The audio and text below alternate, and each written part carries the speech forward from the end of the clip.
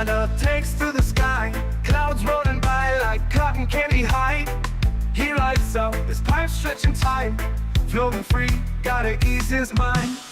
Wings spread wide through the blue, flying high, nothing else to do.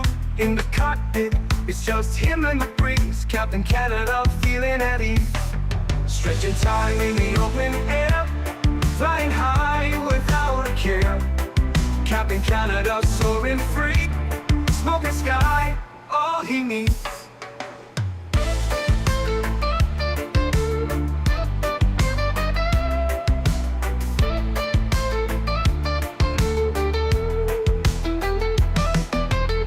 Turbulence can't shake his vibe, every puff makes him feel alive. He's the captain you can't confide, loving life is stretching time.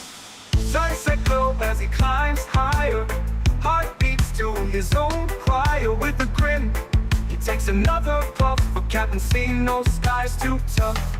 Stretching time in the open air, flying high without a care. Captain Canada soaring free, smoking sky, all he needs.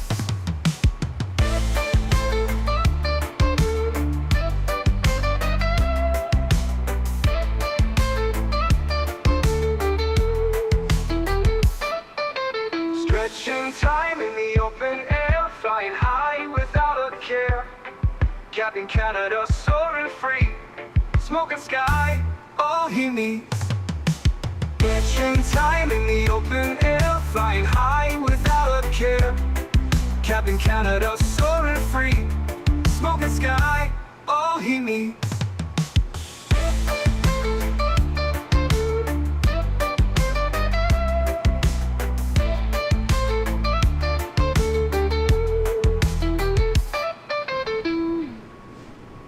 Hello everybody, welcome back to another Microsoft Flight Simulator live stream. I hope you are all doing well. Happy Monday, my friends. Appreciate y'all being here, man. Hopefully everybody had a great weekend. Hopefully everybody enjoyed the streams this weekend. Had a doozy. We flew from Tokyo to San Francisco on Saturday. Yesterday we did Philly to Miami, and today we're doing Miami to Dallas, Fort Worth. We haven't been to Dallas, Fort Worth in the stream in probably over a year, probably even closer. Yeah, really excited for this one. Should be a lot of fun. No matter what you do, don't land 1-7 right. You know what's funny, Zach? I loaded into the sim yesterday, and I didn't see any issues with the runways. A couple people have been saying, oh, the runways are all messed up at DFW, blah, blah, blah, blah, blah. Hey, man, I loaded in yesterday on 1-7 right, and everything was perfectly fine. I had no issues. The only thing is I think there's like a bump on like 13 right, but I've never landed 13 right. That's usually just for cargo. Yeah, I didn't notice any issues with the scenery. It actually looked somewhat nice, to be honest with you. Definitely not like third party nice, but for a handcrafted airport. So I don't know if anybody's having issues. I don't know if it's like the world update or something that's causing something city update, if you have an add-on that's causing issues, but yeah, I didn't see anything wrong, man, yesterday when I loaded in, because a couple people were mentioning that. So yeah, welcome aboard, Kemmel, good to see you. Jonathan, welcome. Zach, good to see you, dude. Gary P, welcome. Captain Diaz, good to see you, my man. Alexander, good to see you. Sierra Bravo Whiskey, welcome back, man. Hope you are doing well. Make sure your DFW scenery is glitch free, of course, yes, always. Boeing fan, welcome back. I am Frank, good to see you. Captain Moody, good to see you. Caleb, Erin, SF Aviation, Leonard Grant, welcome. Erin, got you. Yuckfu, good to see you. James, good to see you. TonyBaldo's in the house, welcome back. Felix, good to see you. Captain Zemp, welcome, hope you're doing well. Spotting TLV, welcome. JJ, good to see you. Profand, good to see you, man. Mofo, good to see you, dude, welcome back. Synced, good to see you. Tamil, good to see you. Average Beaver, good to see you, my man. Clay, good to see you. Maxwell, good to see you. Chris Clark, good to see you as well. Hopefully everybody had a great weekend. Thank you all for joining me today on this Monday afternoon. Fun flight here, Miami down to Dallas, Fort Worth. The cooler thing is this is actually operated in a 777. So that's always fun when you get to do real world 777. Sometimes we sub out the airplanes, 787s, 767s, stuff like that. But this is actually operated on an American Airlines. They send 777-200s and 777-300s on this leg. So very cool that we get to do this. Another domestic 777 up if you're looking for shorter flights, you're not in so much long hauling. This is a great one. I think we're scheduled at just over 2 hours, very similar to yesterday's flight. A little bit longer, 2 hours and 26 minutes on today's flight. Yesterday we're scheduled at about 2 hours and 15 minutes or 16 minutes or something like that. So should be a lot of fun. You can see the boarding is already well progressed. So let's jump inside the aircraft. Let's get this bad boy programmed, ready to rock and roll into Dallas-Fort Worth. Now, first thing is first, there is a mod up on flightsim.to. If you'll notice here, very similar to the 737 mod, it is a wear and tear texture mod. If you guys would like a link to that, please do let me know. But you can see like all the buttons and knobs and all have this like used kind of look on it, as well as the dash here where a lot of the hands kind of sit where they're flying or doing whatever. So we are running the wear and tear mod. I can provide a link to it if you guys are interested. It's a very simple install. You just put it in your community folder. So I will grab a link because I'm sure a lot of people will be asking me. So I'm going to grab a link and I'm going to pin that in top on chat here. Wear and tear mod for the PMDG 777. And then I'll post the link. There you go. There's the link. I'll pin the message on top so everybody can see it. There you go. There's the link. Again, super easy, man. You just put it into your community folder. That's it. You don't have to edit any files. You don't have to do anything crazy. You don't have to do anything. You just put it directly into your community folder, and that is it. Which means install and uninstall, if you don't like it, is just that much easier. So, sweet. Cool. Now that we got that out of the way, let's head to the overhead. First thing is first, we'll get the Adirus on. We'll arm our emergency lights. We'll get our window heat all to the on position. We'll get our seat and cabin utilities to the on position. Everything else for now is perfectly fine. We'll leave everything the way that it is there. Beautiful. Down here to the electronic flight bag. We're going to grab this. We're going to request our data from SimBrief. Beautiful. Miami to DFW, 0 fuel weight 2022. Almost identical to what we were yesterday. 1,078 nautical miles on the flight today, friends. So looking at about 2.5 hours into Towers Online. Nice. 2.5 hours into Dallas-Fort Worth today, so it should be a great flight. Let's come down here to the EFB, or sorry, to the FMC. We were at the EFB. We're going to go to the pause and it page. We're sitting on the ground here in Miami, so we'll grab that. Miami is our reference airport. We're going to grab the GPS position. Don't grab the reference airport. Otherwise your alignment's going to be all out of whack. So let's grab our GPS position. We'll throw that into there. Beautiful. We'll go to our route tab. Wonderful. Let's do our route request. You can see Miami to DFW. We'll select that. Good. We'll set payload of the aircraft. Wonderful. We'll set the fuel of the aircraft. Wonderful. We'll select the route. We'll give that 10 or 15 seconds to run through it. Whoever's American 2604, can you please find another gate? I believe you loaded on top of me. The best bet would be to DM them through your client, Captain Carolina. Not everybody that's loaded up in Miami is flying with us, right? So best bet would be to contact them through the client. You just put .message and then the call sign, I believe, and that should do it. All right, descent forecast uplink is ready. Wind data uplink is ready. Perforated uplink is ready. And route 1 is ready. So go ahead and load the route. Again, we'll give that about 10 or 15 seconds to run through it. Get everything done there. United has a Houston to SFO and a 777. May have to give that route a shot today. That's a good one as well. Yeah, absolutely, man. Boarding is complete. Man, they're boarding like that now. Absolutely awesome. So ready to go. Let's go and activate and execute our flight plan. Beautiful. That is all in there. Happy with that. Now, we do have an ACARS message. We did get Miami Tower jumping online. So let's read the our ACARS message. So route is Miami, the Glades 3, which is all fine. Everything looks good there. 38,000 feet, squawking 4131. I'm actually going to do that now before I forget. 4131. Is it 4131? 1431. 1431. Good. I'm going to turn that over to TA only. Cool. Back down here to the FMC, that's all good. So let's go to our departure page here today. We have been cleared on the Glades 3 departure. So we'll find that Glades 3. I'm assuming we're departing out of the 8s. If we have a quick little look-see here at the ATIS. Initial 8 left or 8 right. Okay, so I'm assuming we're probably going to get 8 right for departure, so I'm going to bug that up there. Let me move this back over here.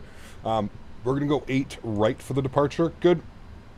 We do have the bags transition, so we'll go ahead and select that as well, and we'll execute that. Beautiful. That is looking good. I'm happy with that. As far as arrivals go right now, I don't think we're going to plan an arrival just because we're about 2 hours away from planning an arrival. So we won't plan an arrival. We'll just leave that blank for now. Actually, you know what? Let's plan an arrival, and then if we need to change things, we can change things. So into DFW, we'll grab the weather. The winds are 180 at 9. Which means that we are going to be landing on the 17s. I think what I'm going to do is I'm going to take 17 center, or a lot of people are saying avoid 17 right. So I'm going to take 17 center, just because I feel that that's a better arrival runway as well. They're probably departing off of 17 right. So we'll plan ILS 17 center. We're going to be on the Berry 3 arrival with the Peanuts transition. Nice. ILS 17 center, and if we populate that on our charts, DFW approach 17 center, pin it, and Bossy is the extended center line, so we'll grab that. Extended, good, cool, looks good to me. Let's go to our legs page, scroll through our legs page, we'll make sure we don't have any crazy discontinuities, which we don't. Good. I'm happy with all of that. Let's go to our NITREF tab. Let's plug in some numbers here. We'll accept those. Good. Zero fuel weight today is 2022, which gives us a gross weight of 229.5, correct? Block fuel for today's flight, 27.3. That checks with what SimBrief is saying as well. Wonderful. Let's go to our thrust limits here today. Let's go back to the electronic flight bag. We'll grab some performance calculations and tools over here. Miami departing 8 right. We'll import from aircraft, flip that over to kilograms. Good. We'll import the live weather. Good. And let's go ahead and calculate that. So we are doing flaps 5, takeoff D rate of 2 with a cell temp of 47 degrees. So takeoff D rate of 2, 47 degrees on the cell temp. Good. Go to the takeoff page. Flaps are set to 5 degrees. CG weight today 29%. Trim value 475. V speeds 50, 53, 58. 50, 53, 58. Everything lines up. Beautiful. We'll plug all of those in. Great. Let's go to the overhead. Let's spool up the APU. We'll get that bad boy ready to go, and we are almost ready for push and start, my amigos. On the ground here in Miami, I don't think we need to call for a push onto November. Let's have a quick little look-see, actually, behind the aircraft. Maybe we do call for a push. Oh, we definitely do. There's the no movement line, chat. It is right there, so we will have to contact Tower and request a push and start onto November. Although, in the message, it says, with ATIS for taxi. So it just wants us to contact for taxi. So I guess we're going to be fine to push ourselves back onto November then. That'll be fine. Cool.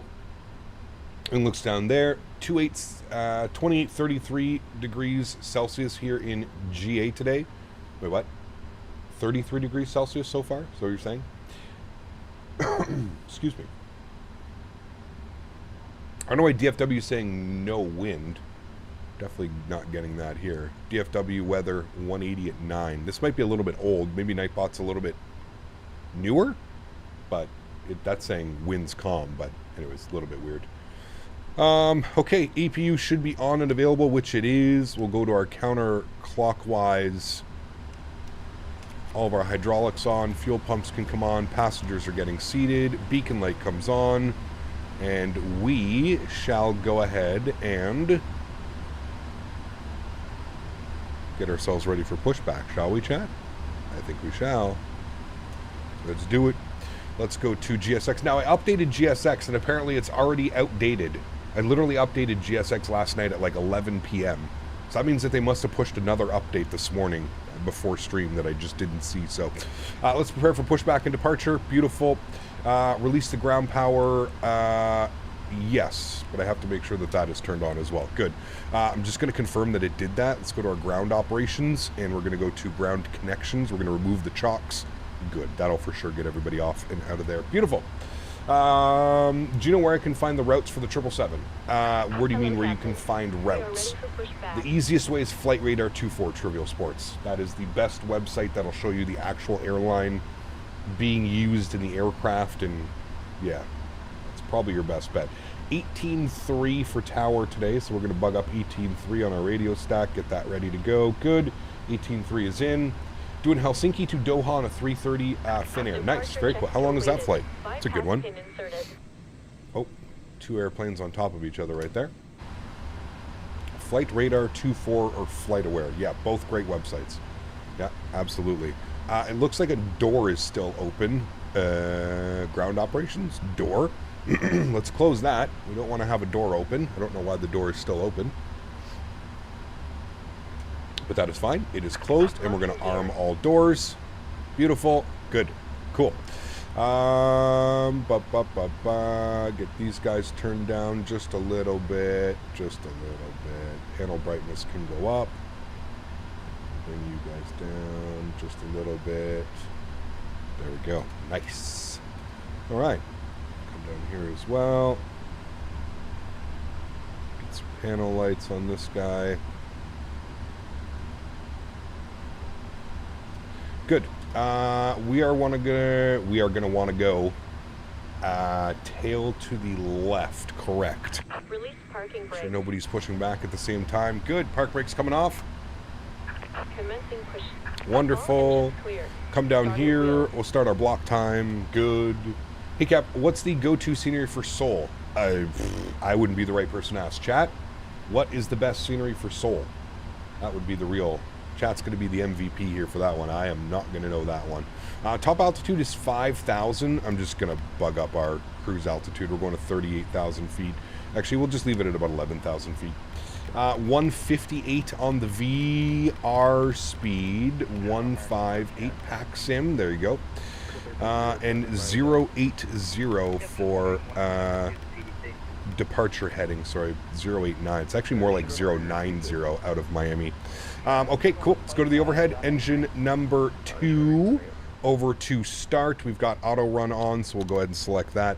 I was a bad pilot, and I didn't do my checklists. I'm sorry. Oxygen and flight instruments, good. Parking brake, that's fine. Fuel control switches. We're going to checklist override that. Nope. Checklist override. Good. Before start checklist, that's good, that's good, that's good, that's good. Trim value 475. We can set that. 425, 4.5, 475 is good there. Good. Taxi and takeoff briefing complete as well before start. Good. And next is our before taxi checklist. Good. Do you install world updates? Yes. Correct. Oh. 545 left clear. I don't know what the pushback's doing, man. 777 has a weather radar. It does, correct. It's not like an actual proper working weather radar, but it is okay. Now, wouldn't this be tail to the right, considering we pushed back? I don't know what GSX is doing, but unless he's going to, like, spin us all the way around and put us all the way here? Bro, what are you doing?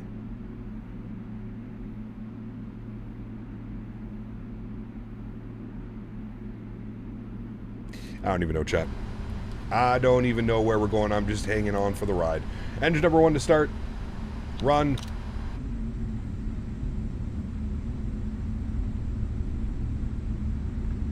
Miami Tower, hello again. American 1219, ready to taxi 8 right. American 1219. That's the new update.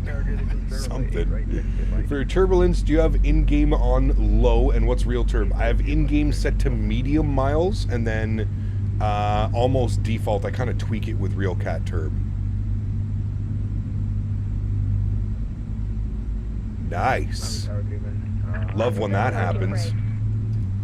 I don't understand why that was so hard to do in the first place. Park brake is on. I don't know, man. I don't even know, chat. Pushback unable. Hey, man, we made it. It's all that matters. We're here. Ay. All right, looks like we have 2 good engines. Engine anti-ice not required. We are in Miami. Let's do a recall check on the... that's good. Auto brake over to RTO. Flight controls, free and clear and checked. Beautiful. Ground equipment is clear as well. Before taxi checklist complete. We'll set flaps 5 degrees for takeoff. Left is clear. Right is clear. Got the scenic pushback. Blue Star Line, how are you, my friend? Good to see you, dude. Welcome back. Hope you're having a great Monday Does this livery give wear and tear in the cockpit? Looks good. Dom, look at the pinned message up top on chat, my man. Make sure you tell Tower to send someone down for a breathalyzer for the tug driver. Something's going on. I'm wondering if I have... let me see. I might have...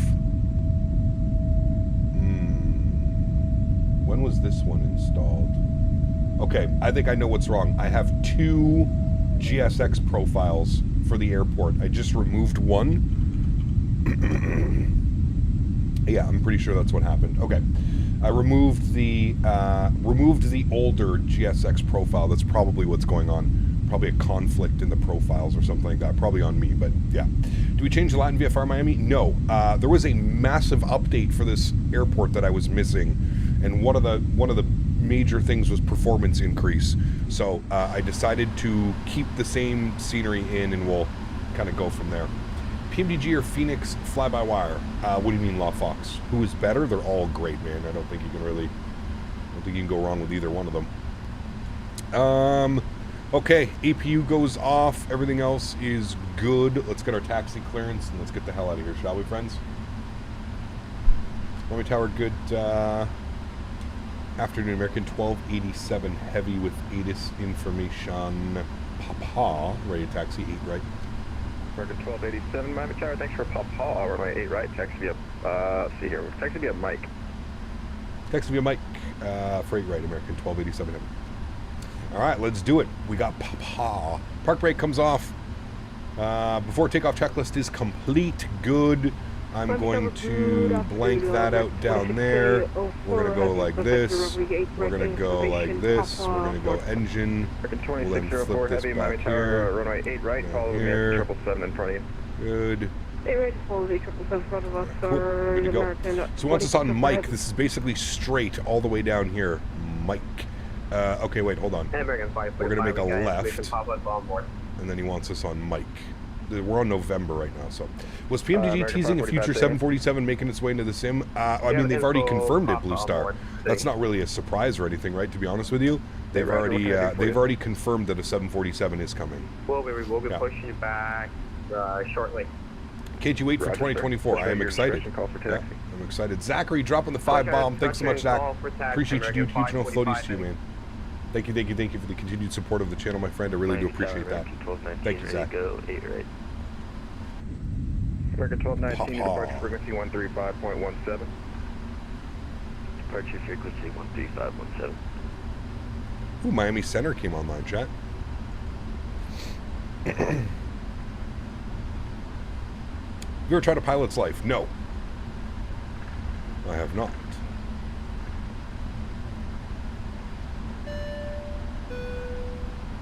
I wonder if you know how they live in Tokyo. If you see me, then you mean it, then you know you have to go. I would love to go to Tokyo, dude, at some point. At one point, I will go to Tokyo. Appreciate the support, Zachary. Thank you very much, man. Thank you, buddy. Deshaun, what's up, man? Good to see you, dude. Welcome back as well. Hope you're doing well. Miami Center just came online. I saw that. Very nice. So, 135.175. We'll bug that up and get that ready to go. Runway 8 right, clear for takeoff, American 1219. All right, 135.175 is plugged in. Miami Tower, American 327 heavy, spot 17. We have ATIS Papa, ready for taxi. American 327 heavy, Miami Tower, runway 8 right, taxi via Papa. How long does it take for VATSIM to be compatible with 2024? It'll probably be pretty quick. I don't know if it'll be same day of release, but I would say within the first week. Within the first week, it should be compatible and ready to go. Let's make sure our taxi light is on. Tug drivers had one too many on the Miami Beach last night. It's an interesting one, that's for sure. Haven't had an interesting pushback like that in quite a while.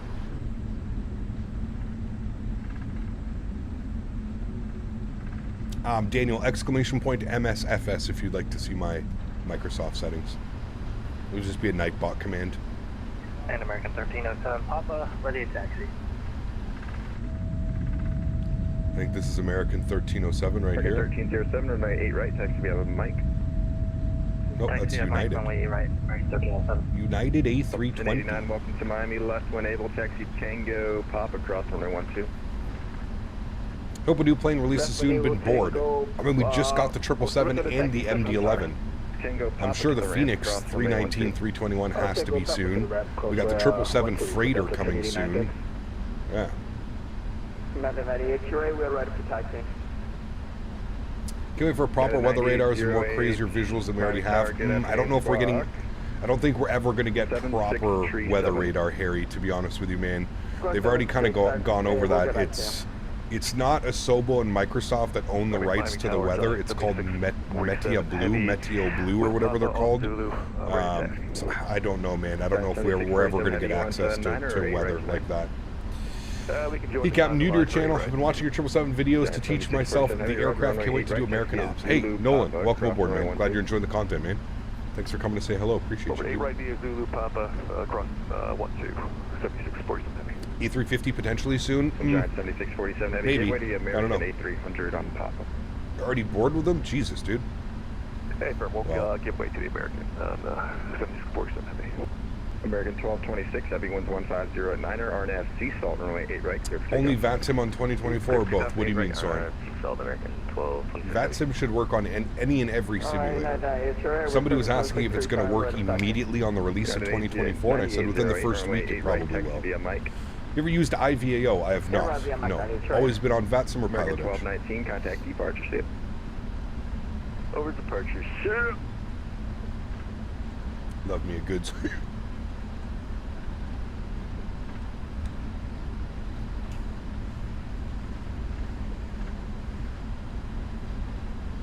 Which Tokyo did you use? It's the default Haneda with the enhancement package, and then Derzeki Design Narita. The heavy 777 on Mike. The second one. We'll pull behind the heavy 777 Mike, American 327 Heavy. Two 777s. This will be the second one.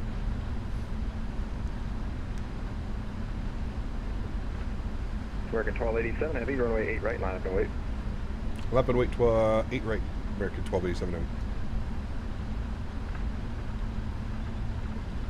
Are we using the Premium Deluxe DFW? We are. Yes, we are. Good to see you, Sizzling. Hope you're doing well, man. Is Narita good? Yeah, the Derzeki Narita. Yeah, beautiful scenery. Very, very nice. All right, landing lights are coming on. Runway turnoffs are on. Strobe lights are on. Wing lights are on. Logo lights are on.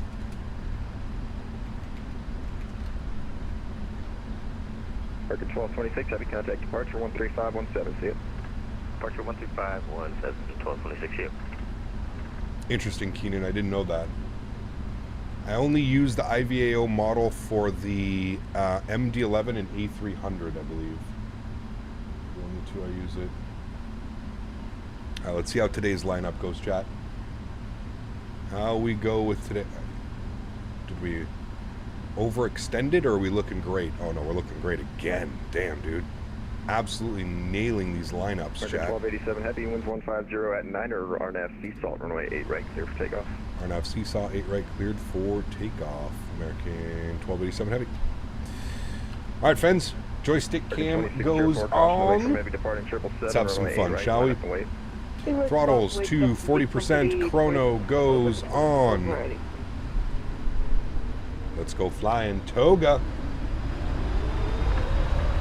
Slight nose down pressure on the stick. Takeoff power is set. 80 knots. Neutral. Can confirm performance is still pretty bad at this airport. And American flight for the 5 heading stop, pushing out from the American 545 right. V1. Rotate.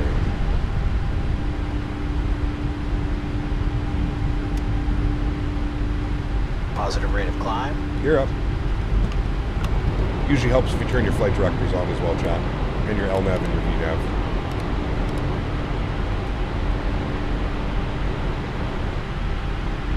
American 1287 heavy contact departure, good sector. Departure. Thanks for ATC Doodle CC American 1287. See ya.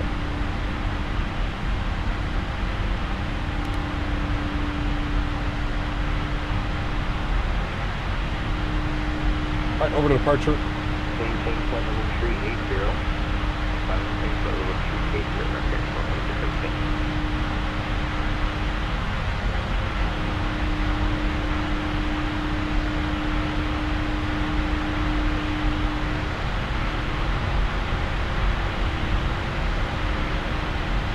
London Sonic, good afternoon, American 1287, 30,000, climbing 5,000. American 1287, Miami Center, radar contact, climb and maintain flight level 380. Maintain 380, American 1287. Why is there so much wind noise? Flaps up one. Flaps up clean. Why is there so much wind? What is that? I've never noticed that much wind noise. Have you guys? Something tells me a door is open.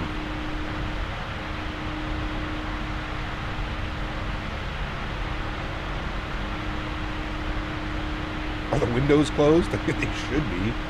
Delta 1330 to descend right across for Arachid, flying and landing east to Miami altimeter 3006. Descend via Delta 1332 landing.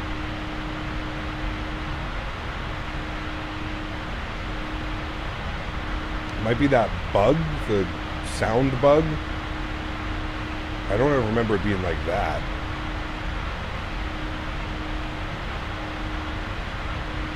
Why are you flying the 777 so much? Because I like it? I didn't think that would be that hard to comprehend, to be honest with you.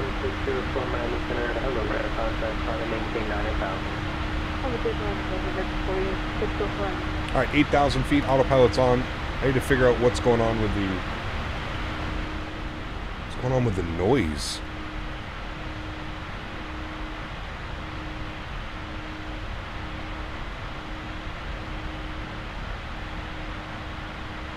Everything's closed. I think it's just that bug. I think it's that bug because the tug connected with the door still open. Everything's closed. I don't know. I think that's the bug. That's insane. It's not happening when we're back here. It's only like towards the front. Nah, dude, that's insane wind noise.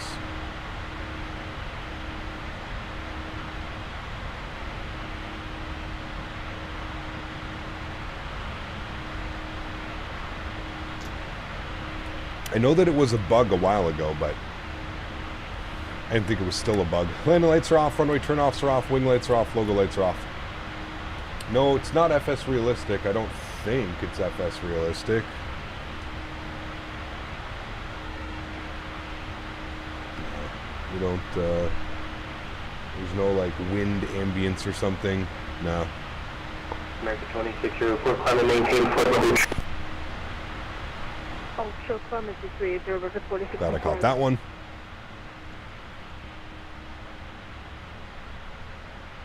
FS Realistic would have it on all the time, regardless of where you are. Exactly. Yeah. Wonder how long until a dev creates a proper DFW. I'd love to see an Indie Builds or an MK Studios give it a shot. It would be awesome. We have a developer making one right now. I don't know how good it's going to be, but we have a developer making one right now. Same guys that just made Miami.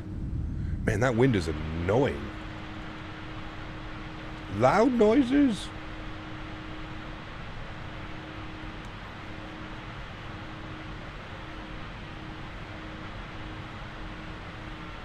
Is the FS Dream Team O'Hare worth it? It's one of the better options right now, but yeah. I wonder if it's the default sounds. You said you updated GSX? Yeah, I updated GSX. These are still the FT Sim sounds, though. I think this is a bug, and I'm wondering if the cockpit textures introduced this bug. Like, dude, all you hear is wind. You can't even hear the engines. It's just wind. It's weird, man. These don't sound like the FT Sim sounds. Again, I didn't... They would have to be the FT Sim sounds. I mean, I can look. Community...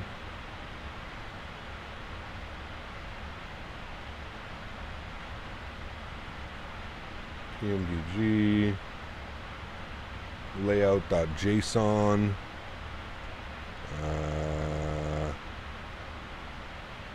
Where is it? Find sound.xml. Miami departure, Giant 7647 heavy, climbing through 1.8 for 10. Find next. Giant 7647, maintain flight level 400. Is that the one that you need to delete for the sound pack? I can't remember. Direct Bundy for 46. I wonder if installing the wear and tear mod put the default sounds back in.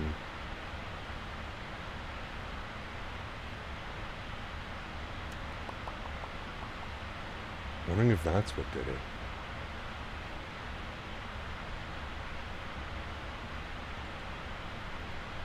That is the one that you need to delete? Cannot find. It's the only one. Miami Center, visit 298 Detroit, custom 2000 for 5,000. Sorry to say you're on. Lakeland. The wear and tear window seal something. Is that the one that we need to delete the sound? I didn't think it was that one. Hold on. Downloads. November 229 Juliet Whiskey Squawk 4760. Open. 4760. Info. There was another aircraft that just called up. Yeah, that is the one that you need to delete. Interesting. So these are default sounds now. Can I delete this while we're in the aircraft chat, or is that going to absolutely screw things up? It's probably going to crash the sim if I try and delete that, right? Weird though, that I never opened up the, like, the only way that this comes back in is if you relaunch the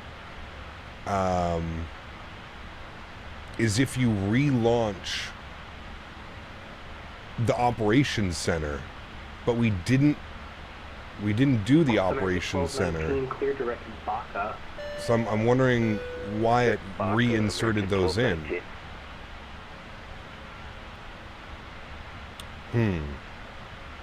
Very weird. Because yeah, those are terrible. Is there like a way to like is there a way in here to like change those sounds? Can I edit any of the sound in here? Like 229 Juliet Whiskey, radar contact 7 miles south of environment? Turn that to like 10. Apply and save. Go back. Resume. Nope. Nope. Just as loud. Are you using FTSIM? It was most likely GSX in the FSDT installer. Anytime you're in those GSX settings in the FSDT installer, it switches everything back to default. Interesting. Well, now we know. 1307 Miami Center, hello, radar contact. So I guess these are default sounds. Are the default sounds... Is the wind that, like, noisy in the default sounds outside of the FTSIM sound pack? I've never noticed that. That's crazy, dude. Like, that wind noise is way too loud. Way too loud. The default sound, it is much better, but that wind noise is no bueno. No bueno at all. Yes, idea. We're doing a little bit of troubleshooting. It's okay if we went a couple thousand feet above. We're not going to die by not putting it to standard barrel. Yes, it is. Complain about it in vain. It is really that loud? You can turn it down in the general settings. I just tried to turn it down. Is that for me? 1287, did he say? We'll see. After takeoff checklist. 1226, clear direct Baca, Bravo Alpha, Charlie Alpha. I tried to turn it down in the environment. What do you turn it down as? Notice loud wind noises in just about everything these days. Huh, interesting. Sonny, what's up, man? Do you know where to turn it down, Ken? I don't want to open... We're on VATSIM and there's a bunch of traffic around me. I don't want to open up the... if I don't have to. Do you know exactly which one I have to turn down? Just verify you're maintaining 5,000 for me. I've got traffic passing. Which option do I turn down? Is it the engines? Is it Devs, you start adding volume controls. Yes, correct. You cannot turn it down. Oh, well, there you go. Volume control sounds in the PMDG was in the tablet.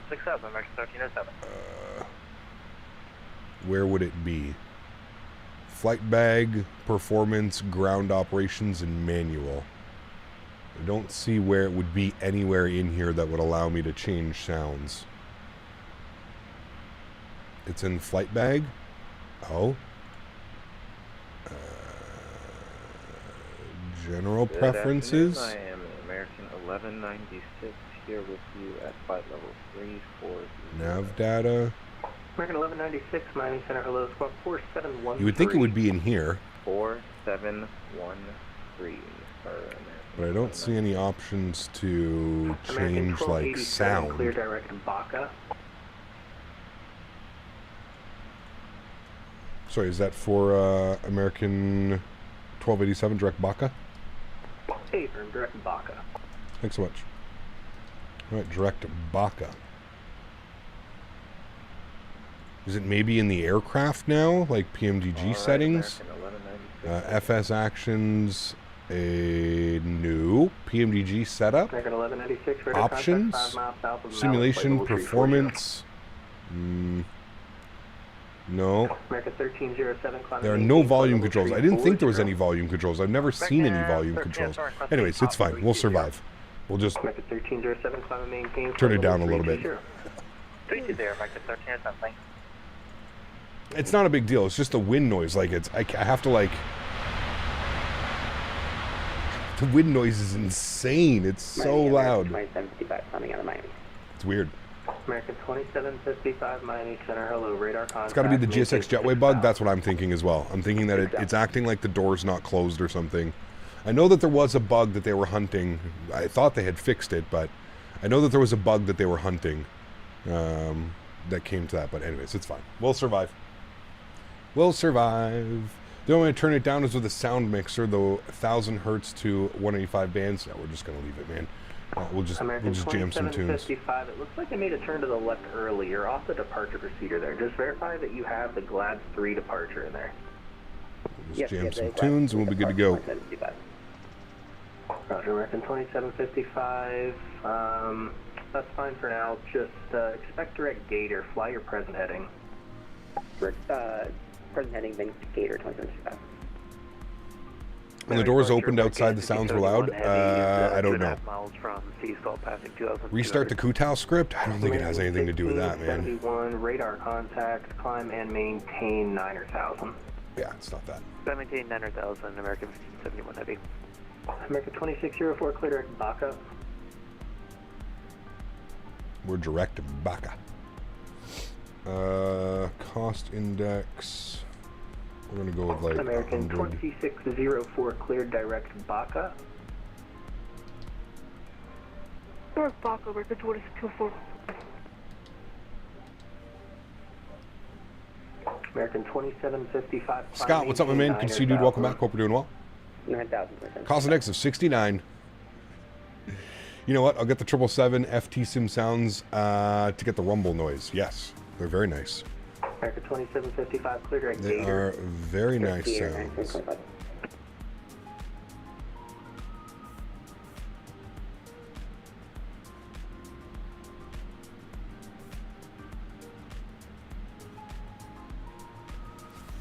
American 2131, descend and maintain Aviation Mike, 3,000. good to see you, man. Welcome back. Hope you're doing well. Cap, I have a 1 terabyte 990 Pro SSD installed, currently running out of storage quickly with Microsoft, and one more game. How much SSD would you recommend for Microsoft? Depends how much add-ons you want to put in, man. SSDs were cheap a while ago, so I picked up a 4 terabyte SSD. I would say somewhere between a 2 terabyte and a 4 terabyte SSD is what you should be looking at adding. That way you can add other games, other scenery, stuff like that. Cap, is a new sound pack, wind noise only, apparently. Yeah. We need FT Sim for the MD. I actually don't mind the MD-11 sounds, to be honest with you, Cam. I don't mind them at all. Just using the default fill. There's no third party, unfortunately, yet.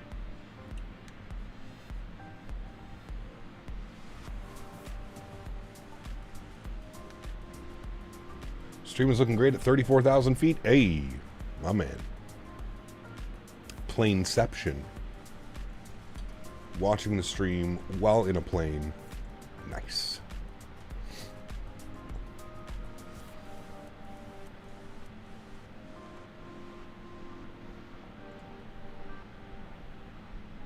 No APU sound? There's still no APU sound?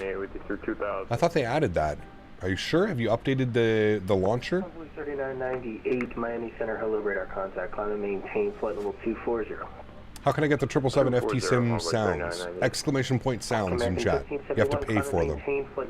They're not free. You have to subscribe to his Patreon. It's a little bit of a clusterfuck, to be honest with you, but heard Imagine Sim was making one, but it's been 2 years, no news. They posted updates on their Facebook.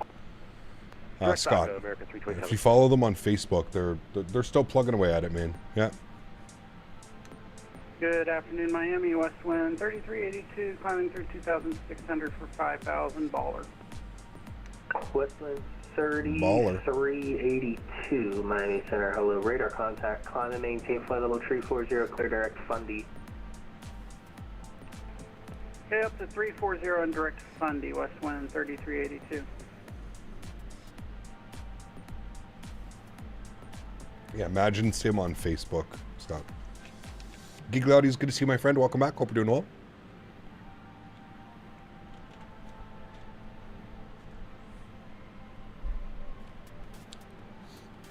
Four terabyte stick costs around 500. Well, just get a regular. That's an M.2 synced. I wouldn't worry about an M.2 for extra storage. Just a regular SSD.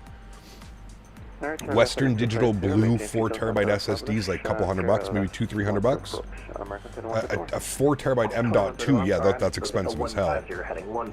But like a regular, like, they go on sale all the time. Amazon, 4 terabyte SSD. Make the 2755. Let's see here. Glad. Gator will be behind you at this point. 4 terabyte Western Digital is $300 Canadian right now. Glad. There's even cheaper ones. There's a quad level Triforce 4 terabyte SATA. 279 Canadian. They're about $300 Canadian. 200 and change US. Yeah. They're slower than an M.2. Well, of course it's slower, but again, it's for storage. It's extra storage. You don't need an M.2 for storage. I agree having the simulator, if you can, installed on an M.2, absolutely. That's going to be your best option. But storage and additional games and stuff like that, put it on an SSD. No problem. Cat, may I bug you to ask your throttle sensitivity settings? More like your reactivity. I've never touched it, Cam. So default. I've never touched it at all. Could I get the call sign again? I'm sorry, I just missed it. American 1219. You didn't get a sound link? American 1219, sure. Just let me know when you're back on. Roger, we'll call you back, American 1219. Thank you. With an S. Sounds.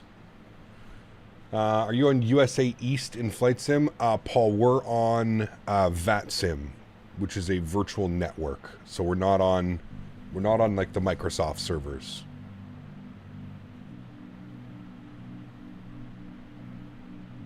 That's on the Honeycomb Bravo still? What do you mean, Michael?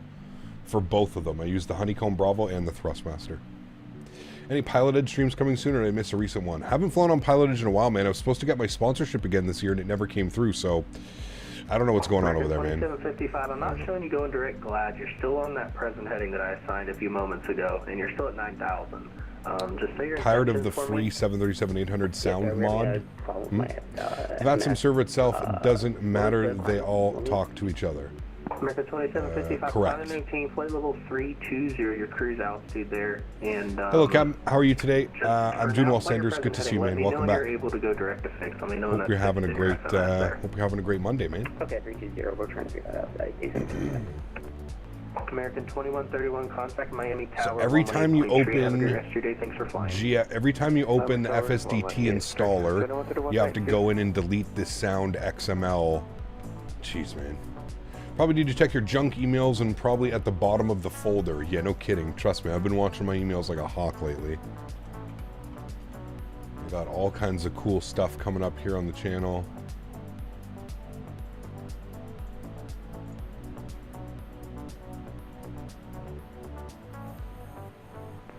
November 9 Juliet Whiskey, clear direct Ray J. Direct Ray J, 9 Juliet. I hate Mondays. You doing a group flight? There are 6 of you going to Dallas. Nice. There was like 13 of us going down to Miami yesterday. It was really cool. VATSIM is trying auto ATC now. That should be interesting. Auto ATC, that's been a thing for well over a year, Cam. Auto ATC is, yeah, that's probably over a year old now. It's pretty good when there's nobody online. Gives you like a squawk code in case, you know, anybody logs on while you're flying and stuff like that. It's pretty cool. Over to Havana, 2455 for Giant 47 Heavy. Thank you very much. So he gave us direct. Where the hell did he give us direct to? Baca. Nice. A little bit of a shortcut. He sent us straight out like that instead of going out like that. A little bit of a shortcut. I think he's talking about what we had into Boston. What do we have into Boston? Not a fan of on-route auto ATC, but the pre-departure stuff is nice. I haven't had any on-route auto ATC. It's usually as soon as you log in. Like I had one earlier because nobody was online, and then it just switches over to an ACARS message when ATC jumps online. Noir Fox, good to see you, man. Thanks for the kind words, dude. Hope you're having a great Monday, man. Thanks for hanging out. Today, Ryanair 73 Max was squawking 7700, landed in Manchester safely. Good. Not the ACARS, it actually gives you ATC directions. Oh, yes, okay. Yeah. I got you. We did get that as well. Yes, there was nobody online in Boston. Okay, now it's all coming back to me. Sorry, I was reading so many messages. My brain wasn't. It's Monday, chat. Bear with me here. Long weekend. Yeah, that was weird about how to plan my descent on the whatever arrival we were doing into Boston. Yeah, that was weird. That one was a weird one. Does the sound pack cost £2 a month? No. It costs £2 for you to go and download the sound pack. Then you can cancel your subscription if you want and download the sound pack.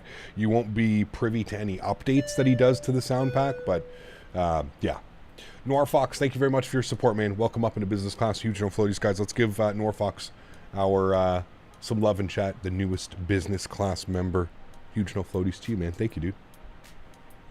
The FTSIM link is invalid. Failed secure connection. I think the site has issues. Interesting. Speedbird 151 Miami Center. Hello, squawk 5151. Yeah, that is weird. What if it's just ftsimplus.com? Does that work? Nope, still doing weird things. Huh. I'll look into that. I don't know why it would be doing weird things. Just Google FTSIM sound packs if it's not working. American 872 Miami Center. Just part out of Miami? Nice. Pre-Dev, what's up, man? Good to see you, dude. Welcome back. Climb maintain 370, American 872. I mean, you don't even have the aircraft 787 van, so I wouldn't, there's nothing, it's not like the sound pack's going away. I think when you get the aircraft and you have your simulator, then you can start worrying about picking up sound packs and liveries and stuff like that. Mato HTC came from something named Soup, and he said it stopped meowing on 121.5, whatever that means. Nice. 1332, cross leg at 4000, cleared ILS runway 9 approach. Speed 4000, cleared ILS runway 9 approach, Delta 1332. Look at that beautiful American 777. Miami Center, American 1196. Kev, what's up, man? How do you disable the altitude and speed displays on external views? It's in the... it's in one of the settings. Sorry, that's not very much help. It's in... I think it's in the assistance options. Somewhere in assistance, you'll have to go find it. So the auto ATC messages you got into Boston, so we're only on AirTC to test it at the moment. It's called VNAS, and some sponsorships with ZWW AirTCs and VNAS auto ATC systems. Interesting, Alex. Yeah. I don't know. I didn't necessarily mind it. It wasn't really anything that I didn't know already. I don't know. Assistance under user experience. There you go. Assistance user experience. Seabird 151, radar contact, let's see here, 25 miles north of Hookie. I can never think about the options. Ended up doing RJ8 of Vancouver yesterday, 9 hours GT, planning on doing Houston to Auckland to Tokyo next week. Jesus. That's insane. That is insane. Got 2 more days of work left for the month. Can't wait. Ooh, only 2 days left of the month? My man, work more and then get that time off for World Flight. Say you want to work now, just like it's the 12th of the month. I stuck with the entire long haul yesterday. Superb. Would love to see Dubai to Melbourne at least. Sorry, all the best. How long is that one? That's a long one. Scott goes, I'm a little crazy. Just a little bit.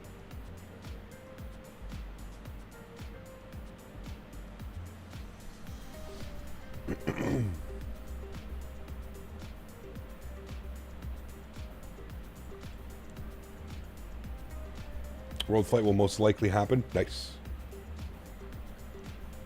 Nice, nice. Doing a Rita to LA in the 777 ANA Star Wars livery, 9 hours and 44-minute flight. By the time you arrive in DFW, should have 1 hour left. Nice. Very nice. We are over the bay for a while here. What is this part called again? What is this body of water? I don't know why I'm drawing a complete blank today, but this body, the Gulf of Mexico. Are there a bunch of like oil rigs and stuff out here too, like off the coast of Texas? For the arrival. Seabird 151 descends via the Bonefish to arrival. Miami is landing east. The Miami altimeter Houston is here. 3006.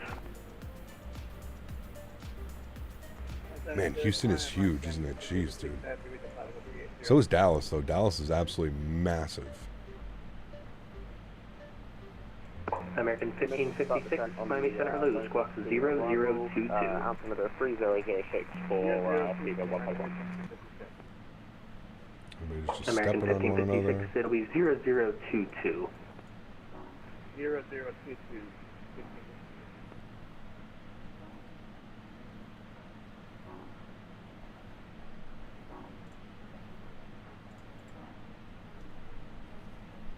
There's an oil rig that blew up in 2010. Huh. He went from London Gatwick to Amsterdam, which was really smooth landing, and then going back to Amsterdam, JFK KLM 77-10 tomorrow. Nice. Enjoy the flight, man. Sounds good. Yes, have you seen American Made? If not, you'll love it. I have not. Tempted to use the time to go traveling. Been wanting to see Europe. Jeez. Be a fun one. I mean, your airfare costs you absolutely nothing, right? So, probably decent. Envoy 3998, cross D side at and maintain 1000. The Tampa altimeter 3008. Cross D side at 1000, 3008. He got, what was the email to apply for World Flight? Also, do I need to commit for the full week, or can I do a few days with you guys with work and family? I couldn't do a full week. John, I'll get you the email here in a second, and you can do a few days. That's perfectly fine. We have a couple other guys that are only coming down for like 3 or 4 days or stuff like that. So yeah, that is not a problem. I will get you the email address here in a moment. American 1556, radar contact over Mallet, flight level 380. Give me a second here. Sonny, 59 months. Holy macaroni. Huge no floaties to you, man. Thank you very much for support, dude. Appreciate you. 59 months as a business class member. Thank you, buddy. Appreciate the support, man.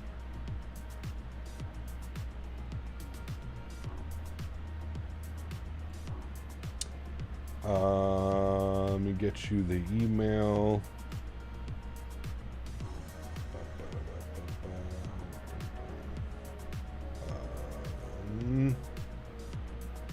Where is the email?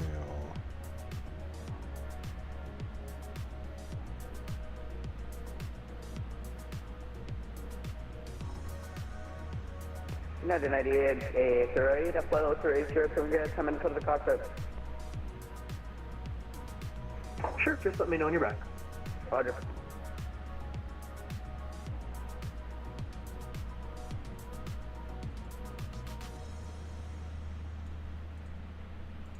Here you go, John. That is email to apply. I'm just going to give you the whole message as well. 2455, West Wind 3382. Have a good one. I'm going to copy the whole message for you. I don't know if I can fit that in here. Oh no, I definitely can't fit that. Okay. Yeah, that's the email. Just put in, please send your YouTube username. Here's the message attached to that, John. Heard the 777-300 can land at the Builds Luton with a full load of passengers if flaps full, max auto brakes, and reverse thrust. Yeah, I mean, it all depends on the size of the runway, right, and how much the landing distance is required. Cap, can we do Newark to Anchorage MD-11 FedEx 6 hours 30-minute flight? Maybe. We just did Anchorage to, or sorry, we just did Memphis to Anchorage, which was just over 6 hours as well. Tampa, 1 November Charlie, 1, we're ready to go. Spirit Wings 15. Scott, take care, man. Have a great day, dude. Appreciate you stopping in. Clocking 0062. Wait a minute, we'll check 1556. Looking forward to your first 7 days of flight as a beginner. Nice. Descend by the coastal 2 arrival. Miami is landing east. The Miami altimeter is 3006. Bush trip with the 777. I don't know how well that would go. I don't know how well that would go. Slab Trooper, 4 months. Appreciate you, man. Says, hi, everyone. How are you doing? I'm doing well, man. Thanks for coming in to say hello. Appreciate you, Slav. Hope you are doing well as well, man. Huge no floaties to you, buddy. Thanks for coming and hang out. Can we see the wear and tear mod in the cockpit? Sure. Main things that I've noticed is here on like the dash, the wear and tear of the dash and stuff like that. Also the buttons, you know, all the little knobs and buttons have like scratches on them. On the overhead as well, a lot of like the buttons, you know, there's wear and tear on here. All the buttons have wear and tear, like they're missing paint and stuff like that. Just like it would kind of look in the real world, right? Just request step away for about 5 minutes. What is camera lights? Sure, just let me know when you're back up. Camera lights? Thank you. Yeah, stuff like that. It's kind of subtle, to be honest with you. It's not too like boom in your face. I actually like it. Maybe if there was like maybe a little bit more wear and tear like around these areas, but I get it. These areas are never touched, right? The wear and tear is mostly on places like when you're, you know, when the pilots are flying, they usually put like a hand up like this on the thing. I've noticed like a lot of them, they'll be flying and their hand is like up here kind of when they're doing stuff. So clear for takeoff, 19 right, and traffic departing on parallel. I've secured November 4th to November 8th. Those days are confirmed off. I'm trying to add a couple more days to that, but we'll see. Sounds good, man. Sounds good, dude. The event is from what? It's from the 2nd to the 9th. So, yeah. What's wrong with that, man? 1556, we have one passing, let's see, 700. I've been wondering the same thing, Captain. What are those cam lights? I don't know. Maybe are there cameras that are in the 777? Like, are there nose wheel cameras and stuff that you can add? Wondering. Takeoff on the 777 at Builds Luton can only be done empty, and I will not do that as I'm repositioning. Got you. That's 5 days. I think that's plenty good. Yeah, it's not bad at all, man. Not bad at all. Now you just maybe I don't know if you're in the. Maybe if you can confirm everything, Kev, with Maverick, he can add you to the official Discord, and then you can kind of start maybe planning. Maybe there's a couple other guys that are only going down for that amount of time, and maybe you guys can catch an Airbnb or something together. Because remember, you're most likely, you're going to need a place to sleep and you're going to need a vehicle. But do you drive? I can never remember. I know that, like, every time I've seen you in Vancouver, it's been, we met the train and, yeah. But yeah, you'll need some type of, or you'll have to, the thing is, everybody has different times, right? So it can be a little bit weird when it comes to cars and rentals and stuff like that. So, yeah. You may have to consider a rental car, or like I said, if you partner up with somebody that's going up for the same days as you or something like that. I think like one of the guys was going up like Wednesday, Thursday, Friday, Saturday, driving home Sunday. So that would be the 4th to the 9th or something. So, or the 5th to the 9th or something, I think he's staying. I can't remember. But 1750. Thank you, Flite, appreciate it. Cap, how do you set the velocity speed on the autopilot like proper way so my speed doesn't decrease while I increase it? Okay, all the way up to 330. What? You're gonna have to... How do I set the velocity speed on the autopilot like the proper way so my speed doesn't decrease while I increase it? I don't understand the question. Again, we kind of went over this yesterday. Elite gear, as long as you have the aircraft set up properly, meaning the init ref tab, like the init ref, if you go in, as long as like you've got your performance numbers, like you have your zero fuel weight, your gross weight, you have a cost index, all of this, you just leave it on VNAV, man. The higher altitude you get, the lower your speed's gonna go, right? Like the higher you get, you move into Mach numbers. You don't so much pay attention to like indicated airspeed. That is a thing, indicated airspeed, but you're up into Mach numbers. So the higher you climb, the more your speed is gonna look like it's going down, but you're just transitioning to Mach numbers. If that makes any sense. American 327, thank you. Your FMC is different? Yeah, of course it's different. That's why, again, I told you yesterday it's kind of difficult for me to explain things. Remember, I suggested watching some tutorials and stuff on the specific airplane that you're trying to fly? Because it's very difficult for me to try and explain it to you right now when I can't compare it to anything, right?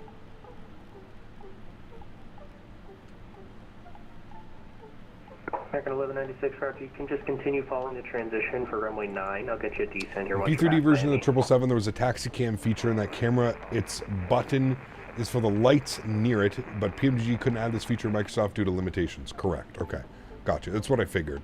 I figured it was for like some type of nose camera or tail camera or something like that. Nothing but water out there, my friends. Nothing but water. I think we're actually over water for the next, like, service terminated, frequency change approved. Have a great rest of your flight. Thanks for flying. 40 minutes, 30, 40 minutes, we're over some water. We are going to make landfall, like, right above Nolans. So that'll be cool to see.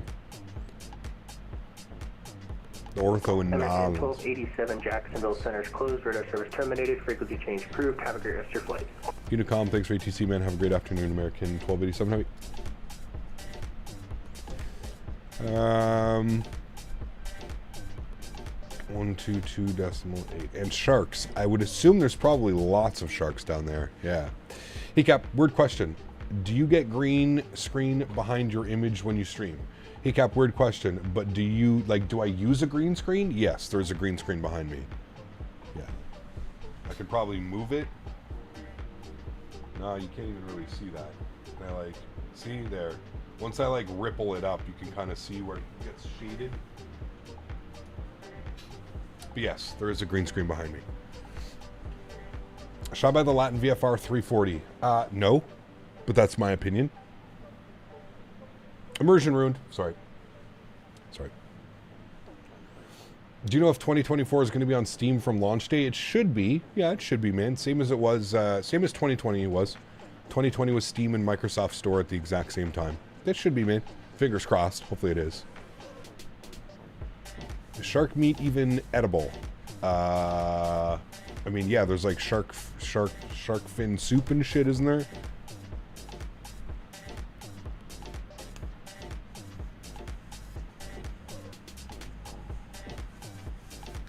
Nola. Nolans. At the Indy Builds Luton, I always intend to do a backtrack on the runway when flying the big jets. Yes. Do you run Microsoft from Steam or the Microsoft Store? From Steam, Blue Star Line. If I can get it on Steam, I prefer to do it on Steam simply because the file structure is a little bit easier to manipulate and a little bit easier to kind of switch things up and move things around. When you buy a game from Microsoft Store, it like locks some files. It can make it a little bit difficult.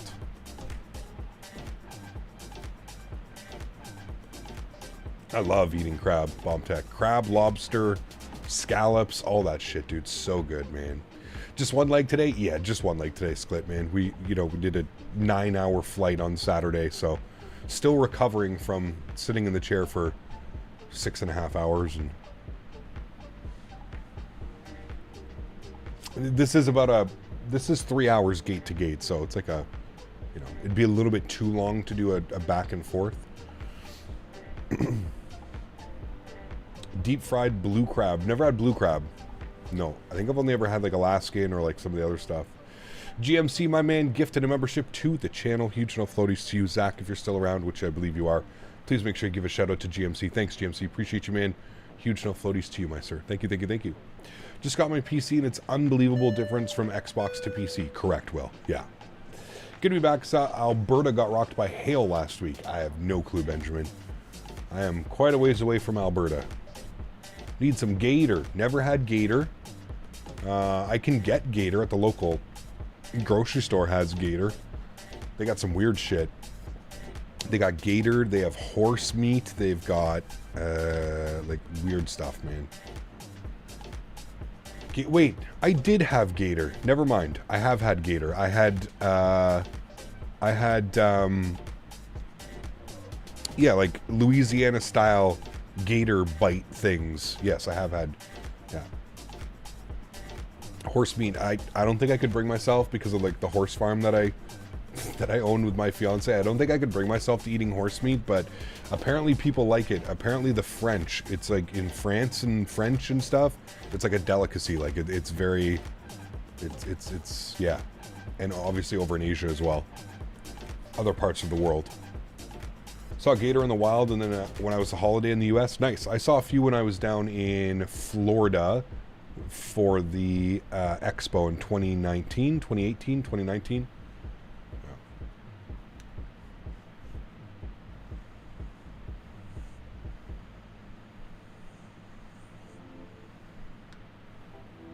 You saw somewhere that there was a gator spotted in Lake Erie. Interesting.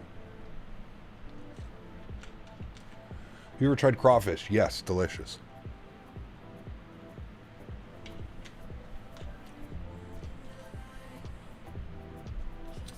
Can't confirm, but I had it in Paris a while back. Wasn't anything crazy special. Interesting, huh?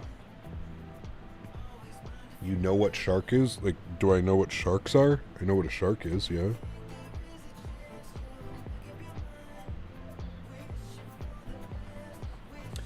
We grilled our shark after marinating it in Italian dressing. Interesting.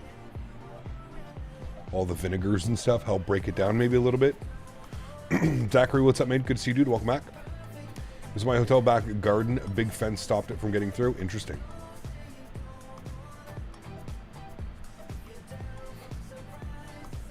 Cap, have you ever seen Gold Bars vapes in Canada? Gold Bars vapes? Is it like THC? These are THC vapes, right? Like these are just little cartridges that I put in my vape. I just buy the cartridge. Never heard of Gold Bars. No. Haven't heard of that one. Grouper is delicious. I don't think I've ever had that. Closest thing I've had to shark is dogfish in the Pacific Northwest. No, thank you. Interesting.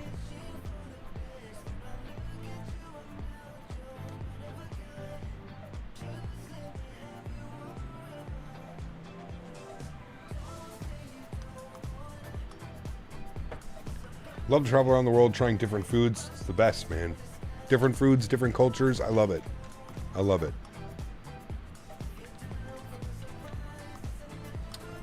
Like I've mentioned before, I was very thankful that I've had family members working at Air Canada, WestJet, a lot of the Canadian carriers, so I've always been able to travel So it's fortunate enough, every year we usually go on a family trip once or twice a year, different parts of the world, trying different things. The best, man. On long runways, I should practice flex takeoffs. Correct. The longer the runway, the more, keep it realistic, right? I mean, you saw how quickly we departed out of Miami. That was on a D-rate 2. I don't think so, but they're normal vapes. You can get THC ones, but they are fire vapes. Huh, interesting. Yeah, no, I don't like, yeah, I stopped vaping nicotine years ago. After then, I kind of just stopped buying vapes. Like, I have 2 vapes that I use. I got my little, like, pencil vape here, and then I've got this guy, my, like, travel vape that's more of like a brick, because this battery lasts forever. Great for travel. Unable. Chinese, Indian, or pizza for a takeaway. I would say fish and chips, but 2. But you don't eat that in the US or not as much. Definitely not as much as like in the UK. I love a proper like fish and chip though. Like a, man, delicious. Everything that you mentioned. Chinese food, amazing. Indian food, amazing. Pizza takeaway, amazing. Depends where you're getting it from, but yeah, all good, man. Fish and chips, great. Cap is smoking engine exhaust waves. I wouldn't go that far. Engine exhaust waves.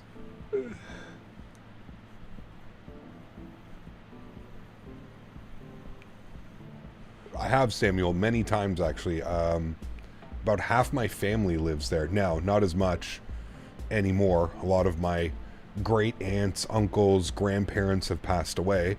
But yes, I come from a very British background. British, Irish, and French. Those are like the 3 main ancestry. British and Irish, number 1, with a little bit of French on my dad's side.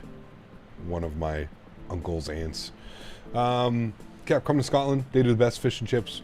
Plane in Scotland called Blue Lagoon. Fish and chips are amazing there. Be delicious. Recommend any good gaming PC / laptops. Yeah, there's so many out there now. Secre-ish. And honestly, man, the best bet would be to like find a local computer store. If you live in the US and you have access to a micro center, go to a micro center, man. Go to a micro center, you give them your budget, you say, hey, I got $1,000, hey, I got $1,500, I got $1,200 to work with, what's the best computer that I can get for this price?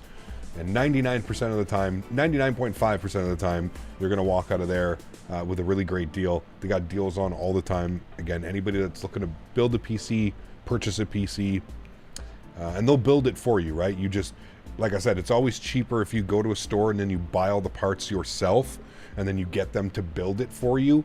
Not only do you get higher quality parts, but you can also ensure that everything you're getting with a warranty. And yeah, can confirm the Blue Lagoon is excellent. Clifton, 38 months. Appreciate you, man. It says good afternoon, Cap. Good to see you, Clifton.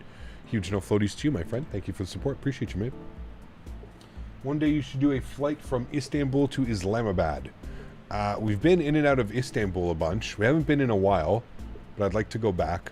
I'd like to do some Turkish 777 ops. That could be cool. Yeah. Great PC Intel Celeron with an NVIDIA GT 710. Yeah, maybe about 8 years ago, that would have been a great computer. Yeah.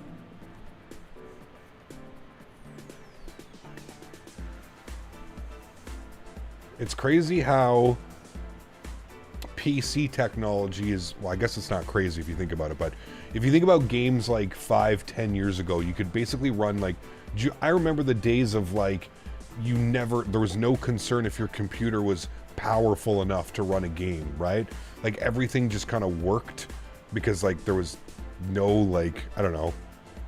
Like I remember playing like Call of Duty, 60 FPS, perfectly smooth experience on like a 670, a GTX 670. Like I remember playing like Arma and like DayZ, like original Arma and DayZ 10 years ago on a 670 and getting like 60 FPS and like everything was perfectly, it's just crazy. It's crazy how like now people are like, oh, you have to have 16 gigs of VRAM. It's like, the fuck? It's crazy how quickly, maybe that's a little bit better.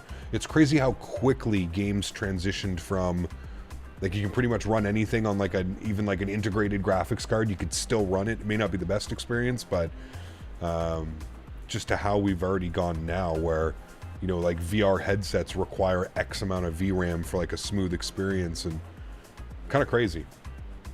Kind of crazy. Lone Sparrow, what's up, man? Good to see you, dude. Been a minute. Hope you're doing well. Cap, I can't see your emojis because I'm not a member. Correct. You need to become a member, or you need to get a gifted membership to have access to the custom emojis. We're close to like 30 custom emojis now. Got a bunch of good ones too. We're constantly like getting new ones. We have to get an enable, or sorry, unable, not enable, unable. We need to do an unable emoji. If Zach's here, maybe I can message Zach today. Maybe we'll get him to make us an unable emoji for the weekend. Beluga's got a good one, the with you one. That one's a great one. Dan just came up with that one like one night. I was like, that's fantastic. Unable. Considering an HP Victus gaming laptop, as my cousin has one himself and is able to run Microsoft. Yeah. I mean, hey man, listen. Obviously I can't, like, everybody's life is different, right? Obviously, if I can suggest it, my only thing and the only downside with a laptop set creation, again, you can take this as a grain of salt, man. I'm just giving you my personal experience. The only thing that sucks about laptops is the upgradability. You can't really upgrade a laptop, right? Whereas if you buy a computer that, like a desktop computer, you can upgrade it, right? Without having to build a whole new computer. Like if you get a gaming laptop, that's like what you have is what you get. That's it, right? Like you can maybe add some storage drives or something to it, but like as far as like changing a CPU or a GPU or anything like that, like no, it's just not worth it. Whereas, you know, if let's say you buy a desktop, you go AMD for your CPU, you can keep your, you know, you can keep your motherboard, your RAM, you can keep all of that stuff and just like upgrade your CPU as you continue to go, or upgrade your RAM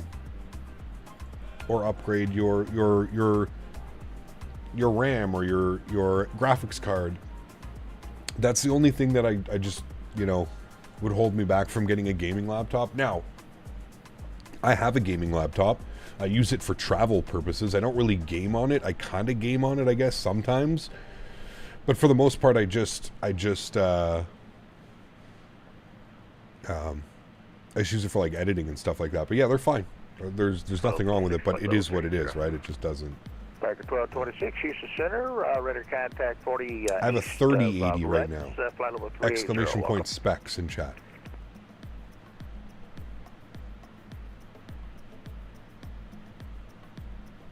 Yeah, one of the first 3080s too. It's like the original 3080s.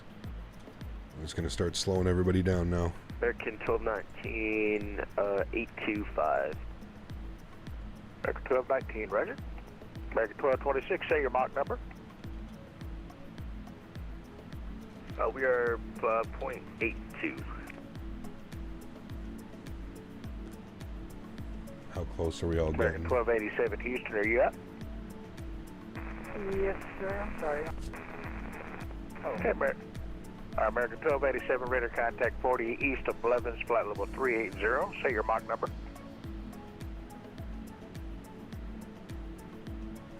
I think somebody responded, I am American 1287, just checking in.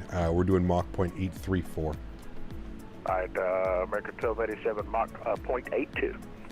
Mach 82. All right, 2987, push and start your discretion. Plan runway 11 for departure. Call me ready for taxi. On the Mach, going to slow down just a little bit.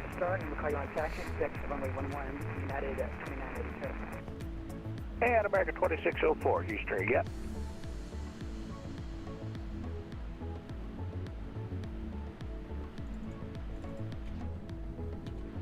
All right, cool. So we're through Houston Center. I don't think Houston covers, no, they don't. They don't cover Dallas Fort Worth, but we'll be with him for the next little bit. But he doesn't cover, unfortunately doesn't cover DFW. Do you download any programs to overclock your CPU? No. So the CPU that I have was from a company called Silicon Lottery. The best way that I can describe Silicon Lottery was they were a third party. So they bought a bunch of Intel and AMD chips. They would buy like thousands of chips at a time. And then they would unbox all the chips and they would overclock them and they would bin them. And essentially they would find like the best chips, the 1% of the chips, right? They would overclock them, they would test them, they would push them to their limits before they would crash the systems. So when I bought my CPU, I bought an i9 10900K, which was clocked at 5.1 on all 10 cores. 10 cores, 20 threads. And when I bought it, it came with instructions. So when you first fire up the PC and it goes into the BIOS, you can set your overclocks, and it came with instructions on exactly how to set my voltage, my everything, so that it goes and keeps it at 5.1 at all times on all 10 cores. So it was very simple. Now that being said, you do pay a little bit extra, right? Where like a CPU will cost you like, you know, $699, $700. This one costs like $799, $100 extra dollars for them to bin it and test it. And but in my opinion, it was really, you know, like I said, you know that you're getting like the top 1% of that chip. Like you're getting the best chip. You're overclocking it. You're now the way that, honestly though, so they don't exist anymore. The company doesn't exist anymore, Silicon Lottery. I think one of the main reasons that they don't exist anymore is because the way that this Intel chips and AMD chips are doing now with like their boost clocks and stuff like that, you don't really have to worry about overclocking it unless like you're doing some crazy, very heavy, you know, computing and the CPU is constantly being, you know, used to the max efficiency. You don't really need to like overclock now. You kind of just leave it in the boost clock, man. Leave boost clock turned on, and when it needs to boost clock itself, it boost clocks itself. It's you don't really need them anymore, and I think that's most likely why the company doesn't exist anymore. As much as that sucks, because I probably would have bought another chip from them, to be honest with you. I loved how simple it was. I loved how easy it was. Like I said, you get your CPU and you literally get like a page, and it just explains everything about the CPU. It explains exactly how to set the overclocks, how to do everything. And what's even crazier is before you buy this, or when you buy the CPU, they give you a list of like motherboards that they suggest, and they have instructions for every single motherboard, like every high-end motherboard, because they assume that you're buying a high-end CPU, you pair it with a high-end motherboard. They give you instructions for every single motherboard on how to set it, how to do this. It's pretty crazy. It also comes with what's that crazy thermal paste, the Cryonaut, I think it's called, something Cryonaut, Bear Claw, something Cryonaut or something, I can't remember. But anyways, it comes with insane thermal paste as well. No, not liquid metal. It's the same company that does make liquid metal, Daniel, the Cryonaut. I forget what the company name is, but it's the Cryonaut. Arctic Silver, thank you. I think that's the company, yeah.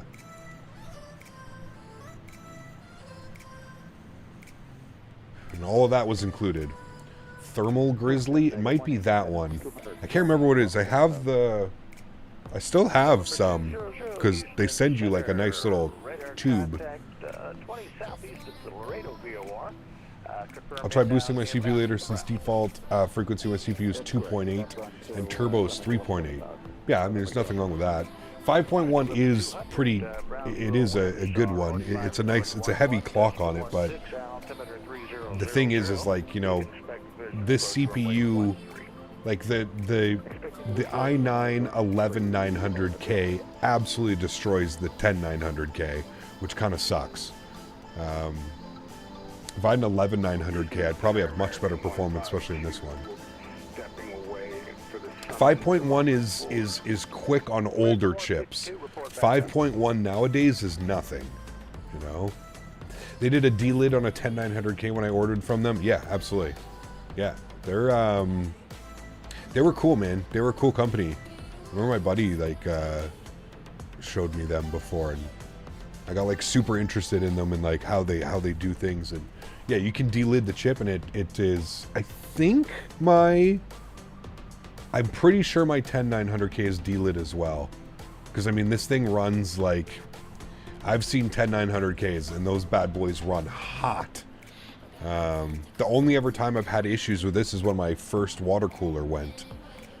And I was getting blue screens every time I'd fire up the sim, and like we'd start gaining temperature. It would, yeah.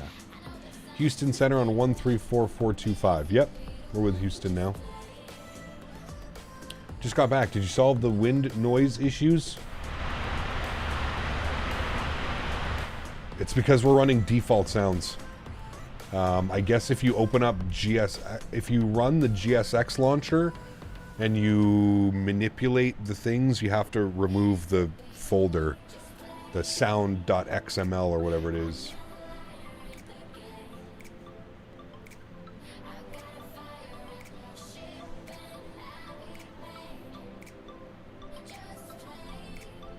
Which I didn't know, but Bearded Yeti let us know about that.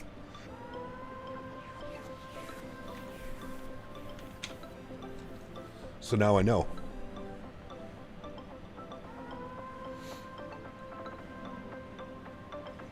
Cap tuning in from work. Turks made. Good to see you, man. Welcome back. Hope you're doing well. Happy Monday, my amigo. What are the winds doing in Dallas? Winds are 170 at 7. I mean, chat, come on. This is the most inviting, I think. It's like DFW is inviting me back.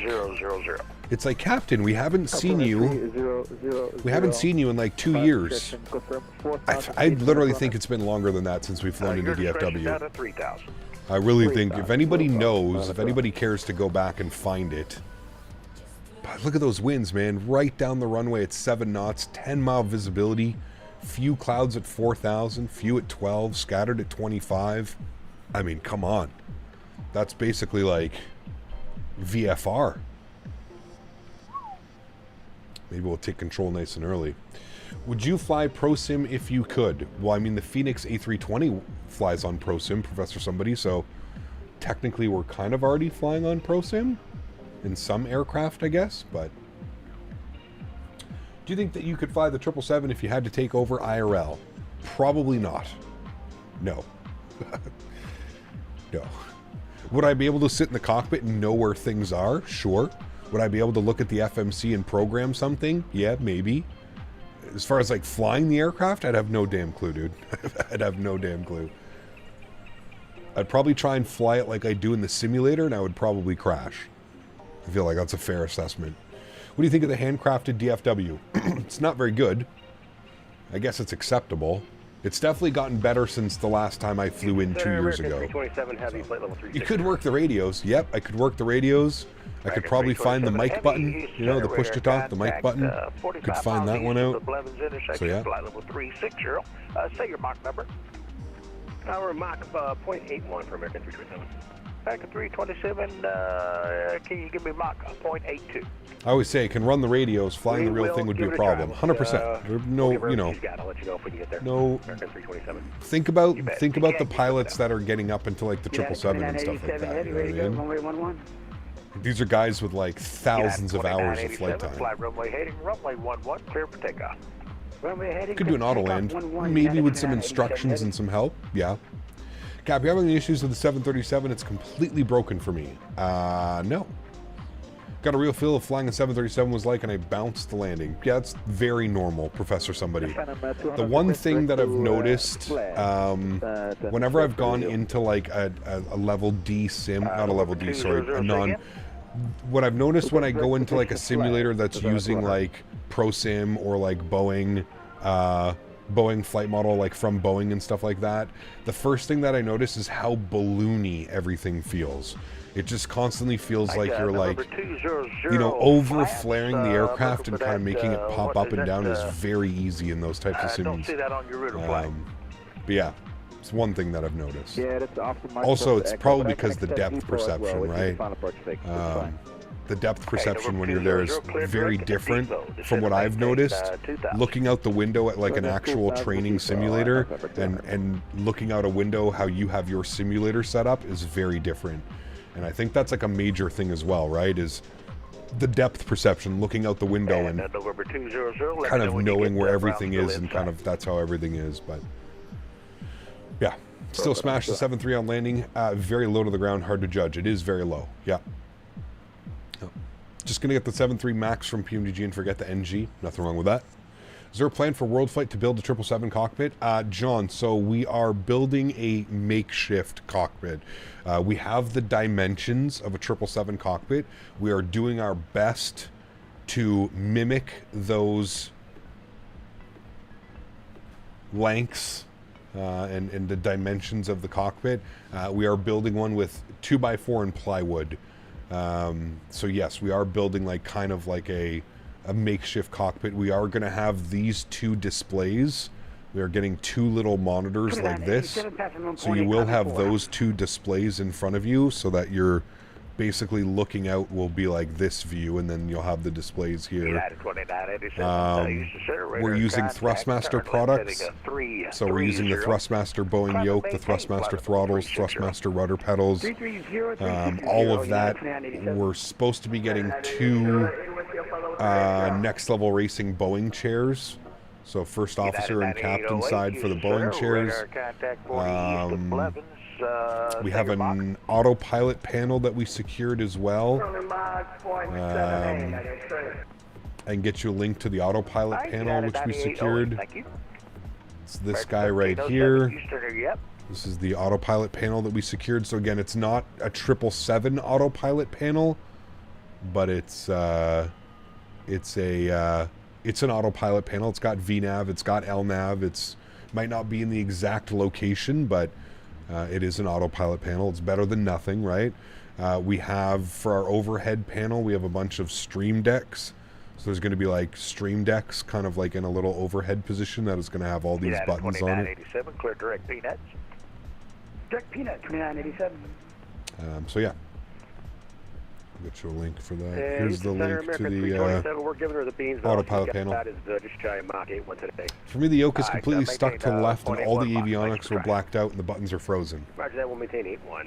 Maybe try and uninstall and reinstall. Maybe just delete it out of your community folder. Maybe take your camera config and do that. Houston Center, are you? American 1307, flight level 340, Mach 182. Robin Hood, what's up, man? Good to see you, dude. Love the new intro song. Don't think AI wrote that. Can we get a full version? That is the full version, man. Look at the shipping lanes, chat. That's the big shipping lane. Ships all come down here into Houston. Yeah, that is the full version, my man. Yeah. What happened to the previous World Flight Sim cockpit? It got sold, Gary. Yeah. Just for personal reasons, it just... there was basically no space. There just wasn't, yeah, HOAs and shit and stuff, and just, yeah. California happened to the sim.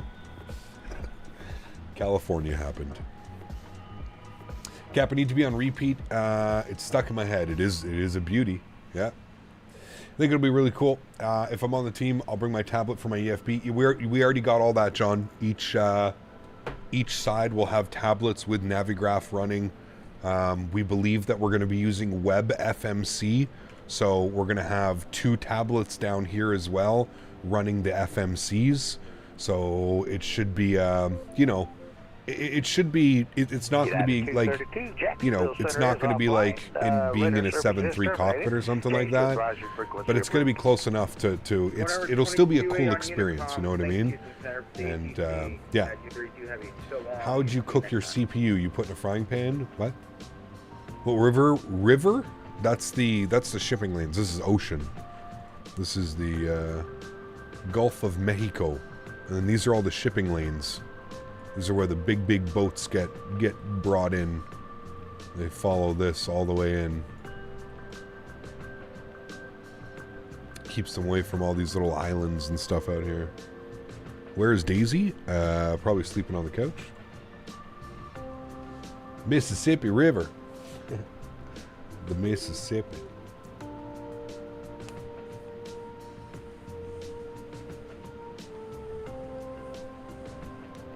It's the Mississippi Delta. There you go. If you ever cruised out of Galveston, you've been down that path. Interesting. We thought about going when we were down. We were down at Flight Sim Expo in Houston last year. We were thinking about going down to Galveston and doing something like that, but yeah.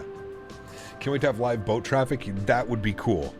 That would, I mean, for specific purposes like this, right? Like, how many boats do you think we would see just being brought down here and stuff like that? It would be pretty cool, man. Are there like houses and people? There are. Holy shit. There's like people and stuff down here that live out here. Damn, dude. That's got to be pretty gnarly, no? That's literally like, look at the side. Like, that's quite a bit of places. There's some fuel like reserves and stuff back here. Huh. Interesting. Look at that. There's people, all farmers' fields, people all the way down here. You got a bad CPU? Uh-oh. What monitor size would I need to replicate the actual size of the instruments and cockpit? You probably need a wraparound, Denis. A wraparound monitor or something like that. I don't know. An ultra wide would be your best bet. What's up, Cap? How are you? Jordan, good to see you, man. Welcome back. Hope you're doing well. Those houses are on stilts. Interesting. For all the hurricanes and flooding. Yeah, American 1307. Verify flight level 320. Can you explain again? I'm sorry. What does GSX have to do with the sounds? So if you're running the sound pack, Sean, if you're running the FT Sim sound pack, every time now, because GSX does the passengers loading on. Now that it does the passengers loading and stuff like that,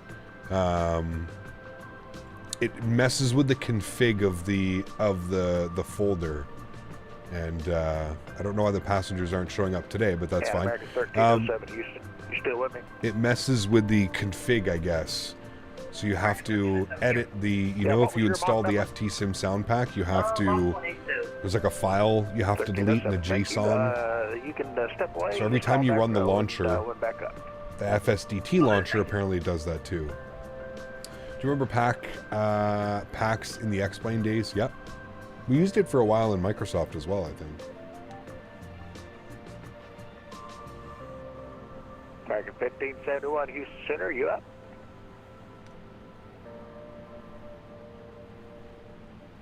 They aren't showing up because you didn't open the door. I definitely just opened that door.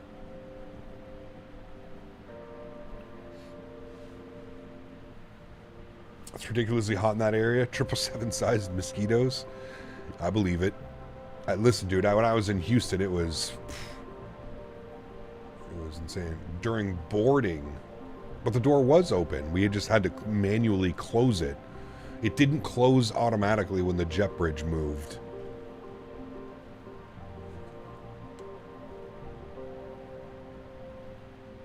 Yes, every time you update GSX, you have to go in and remove that folder from the layout.json. Yeah. Remember I joined you, Cap, on FSX on my shitty laptop. Now I can properly fly with you this weekend. Yes, it's going to be awesome, man. Going to be awesome, dude. Have a lot of fun flying with everybody.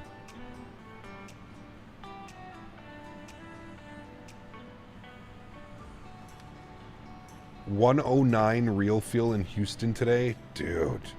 That's exactly what it was like, Ben, when we were there. It was like 107 to like 112. I think they broke records while we were there for June. It was like the hottest June in record or something like that. But I remember like multiple days it was over 110. 110, 112, 113 when we were there. It's insanity, dude. And to be fair, I had that same heat when I was in Vegas, but there's no humidity in Vegas, and you can definitely tell. And it's not that like, oh, it's you know, it's cooler with the humidity. It's still hot as balls at 109, 110, whatever. But with no humidity, you're not, you know, your body is more creating the humidity than the air around you and stuff like that. It's still hot as hell, man. There was multiple times where I was in Vegas and I was just like, especially like in Vegas, like downtown Vegas, like on the strip Vegas. We went out to the Grand Canyon. It was beautiful, absolutely beautiful. You could stand out in the sun and take it all in, no problem at all.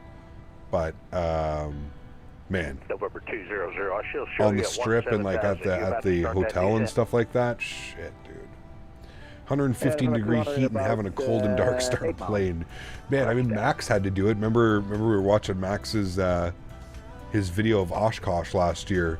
And he was sitting on the runway and he was literally just dripping sweat. It's airplanes, man.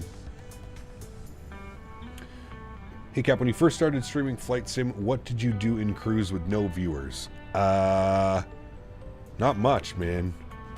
Not much. I mean, here's the thing, right? I started... 1219, descend to maintain flight level 360. When I started flying,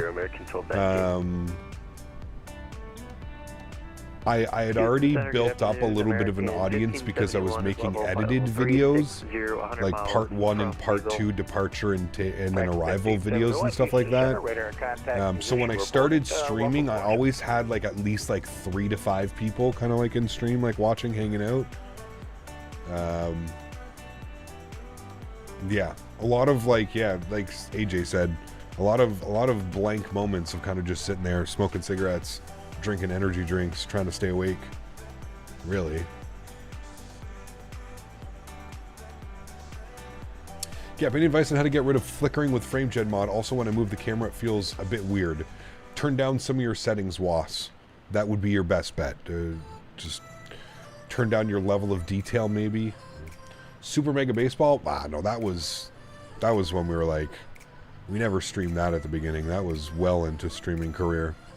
But yeah, Super Mega Baseball and long hauls. We used to play, Tower 3D Pro. Maverick, what's up, man? Good to see you, dude. Welcome back. Would love to visit the Four Corners eventually. Where is that? Houston Center, American 152 is back with you. American 152, welcome back. Love those vids, you smoking a cig, drinking energy drinks, living the dream. No, so unhealthy back then, man. Damn, dude. Cap, good or bad, what's the most memorable moments with a viewer in chat? I mean, we got to go with Ivan. If you've been around for long enough, you remember Ivan Ivanov. I mean, the dude was just the ultimate troll, man. He trolled me for like a year. VATSIM like didn't know what to do like with him. Like it was, yeah, insanity, man.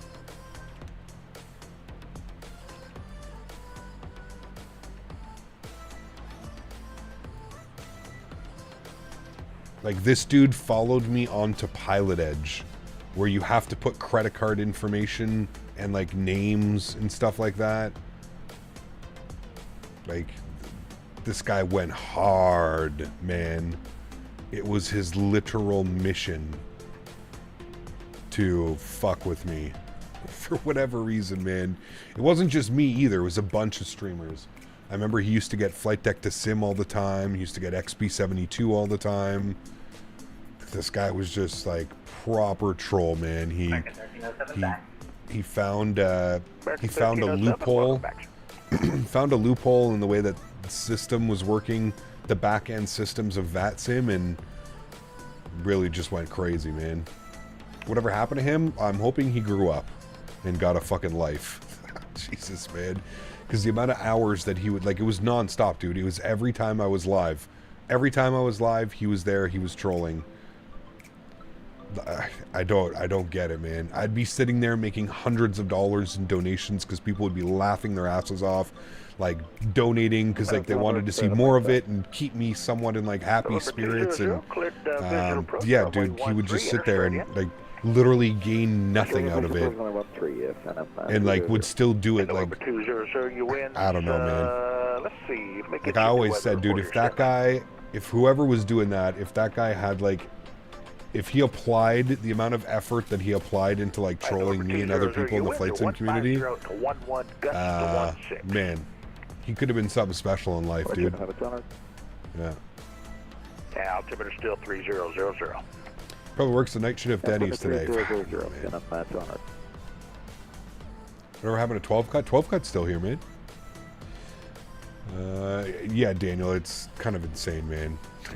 Just insane, dude. But yeah, that caused that was probably some of like that whole thing also taught me like a lot about like streaming and just like Houston Center, get calmed down a little bit, you know what I mean? November 883, Mike Papa on the ground at Corpus Christi with the weather.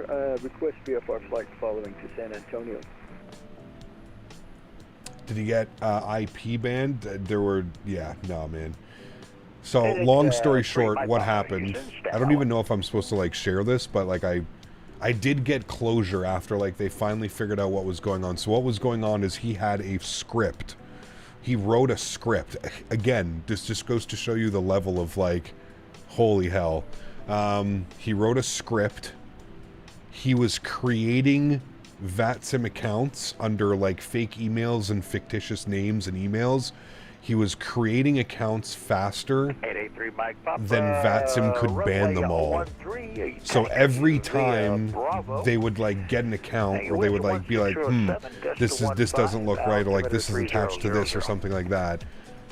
He just had a new account, and the second they would remove him from the network, he would be back, like within 5 seconds.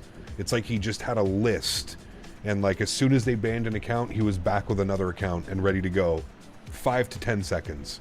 And it would just continuously happen to the point where like they would ban like 10, 15, 20 accounts in like one like afternoon setting. Like dude, it got so bad to the point where like there was a VATSIM supervisor watching my chat in stream at all times, every time I was streaming. Hey, insane, man. What altitude you going to be going over to San Antonio with? Insane, dude. Time to keep an eye on Flight Radar 240 277 coming in from Luton tomorrow for maintenance. Nice.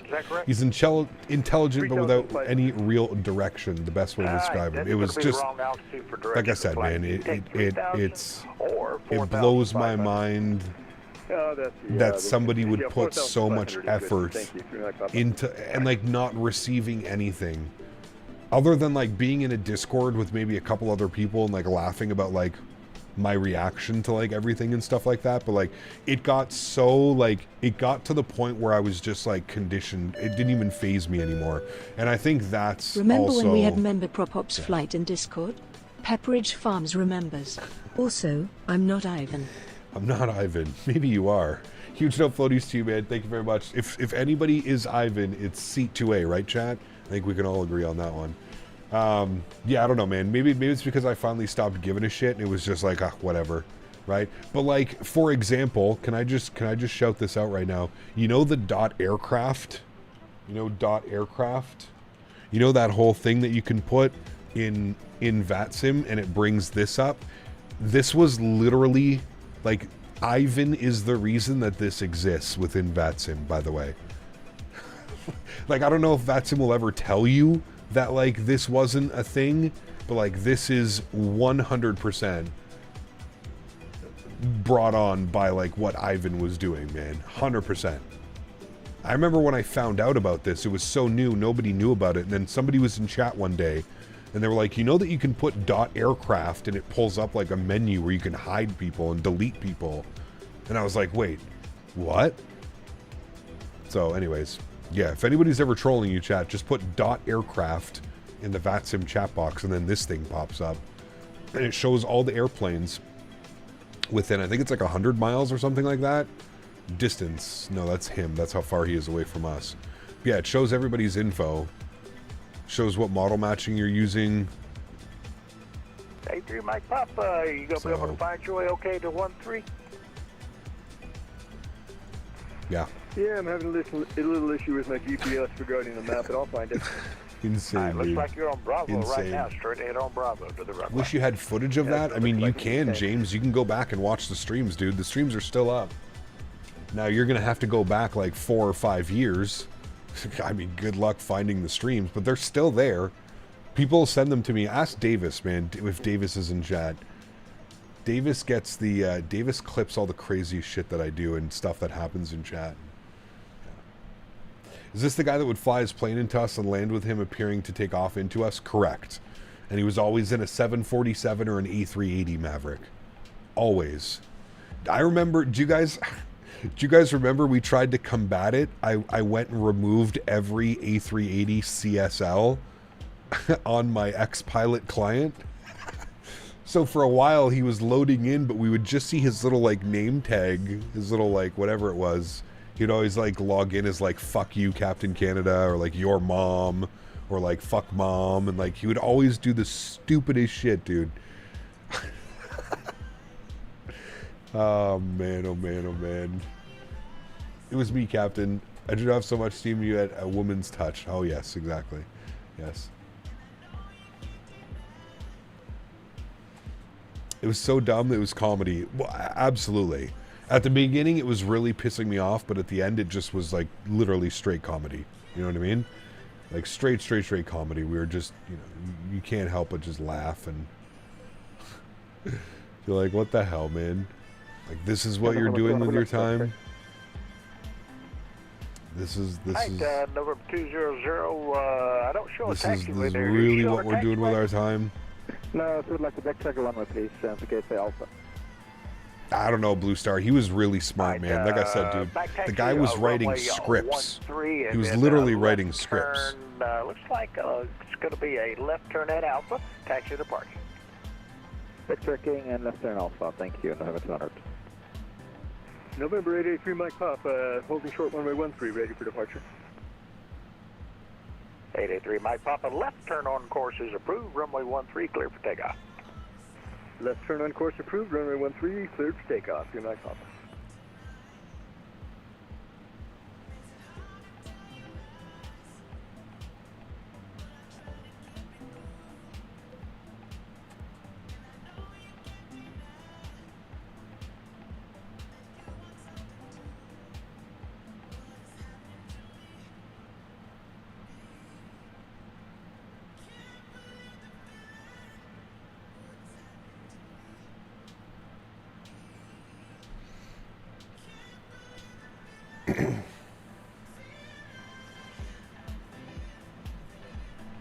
Chat, give me 2 seconds.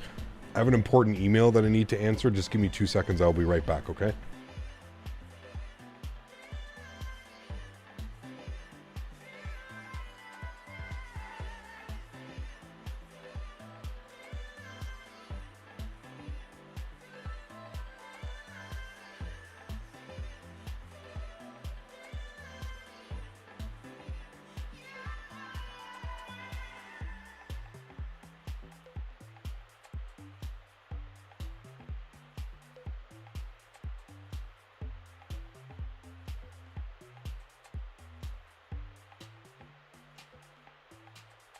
Houston Center, American 327, request step away for about 5 minutes or so, if that's all right.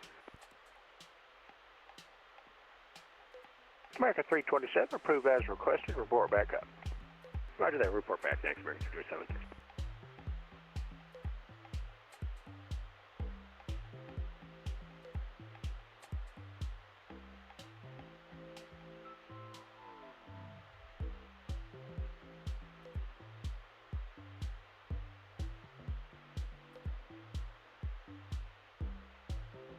Eight three Mike Papa, Houston Center, radar contact, say altitude. Passing 1,300 for 3 Mike Papa. 3 Mike Papa, proceed on course, maintain VFR. Proceed on course, maintain VFR, 3 Mike Papa.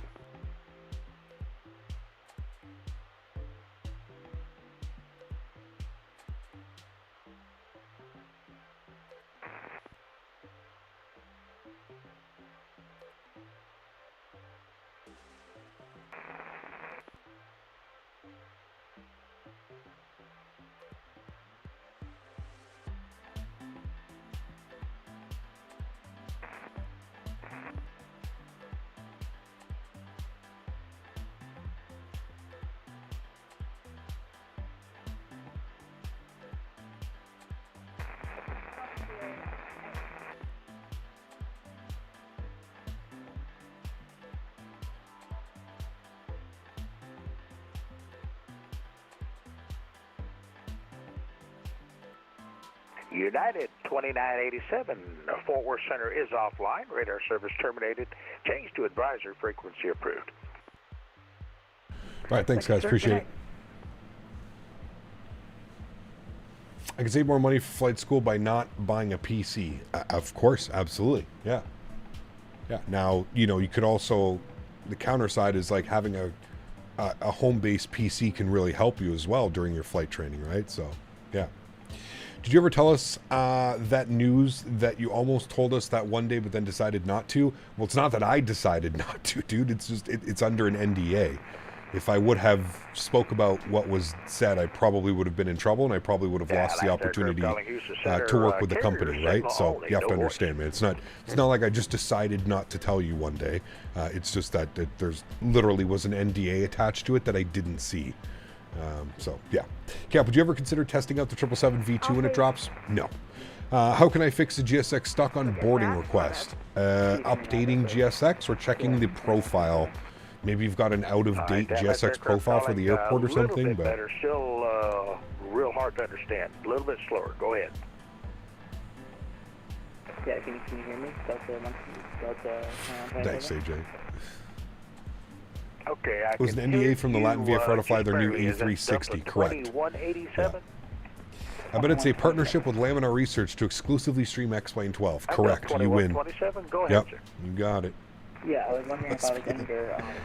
That must be it. 180 miles till top of drop, friends. Cap, I've heard good comments. Yes, so have I, Diego. Right outside I just got off from Orlando. I still have my stance on it, Diego. So, yeah. Yeah, you're not my. Are you close to Miami? I think I'll be entering the airspace in like another 10-15 minutes, but their frequency hasn't showed up yet on my VATSIM page. Okay, yeah, Miami Center, Miami. They may not be online, but if you're 30 out of Miami, you're not my airspace. Got it. Thank you.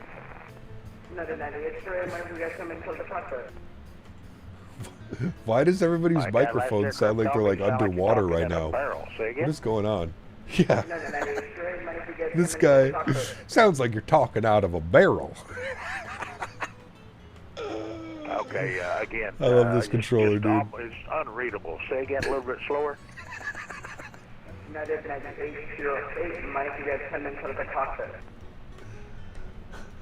Okay, United 9808. Check that microphone. It's a big time echo. You wanted to stay, leave the cockpit for a little bit? It sounds like it's coming in from like 2 or 3 microphones. Approved as requested. Report back up. Roger. Unable. Should have just said unable. Shit. Now you still got a bad echo. It's so weird. It sounds like he's like underground. He's streaming from his he's streaming from his submarine. Playing Microsoft Flight Sim in the submarine again. Turn the reverb off. Oh man. Breaker 19 to ATC. That's a good one. Doing a British 787-10 London to Seattle right now. Nice, very cool. Should we say clear direct? Man, we'll never forget that waypoint, will we, chat?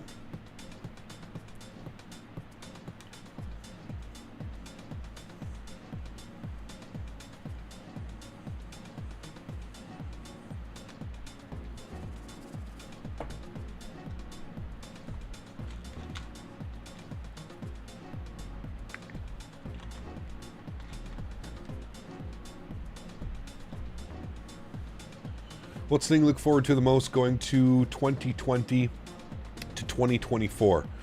Probably the upgraded weather cloud, kind of like that whole thing.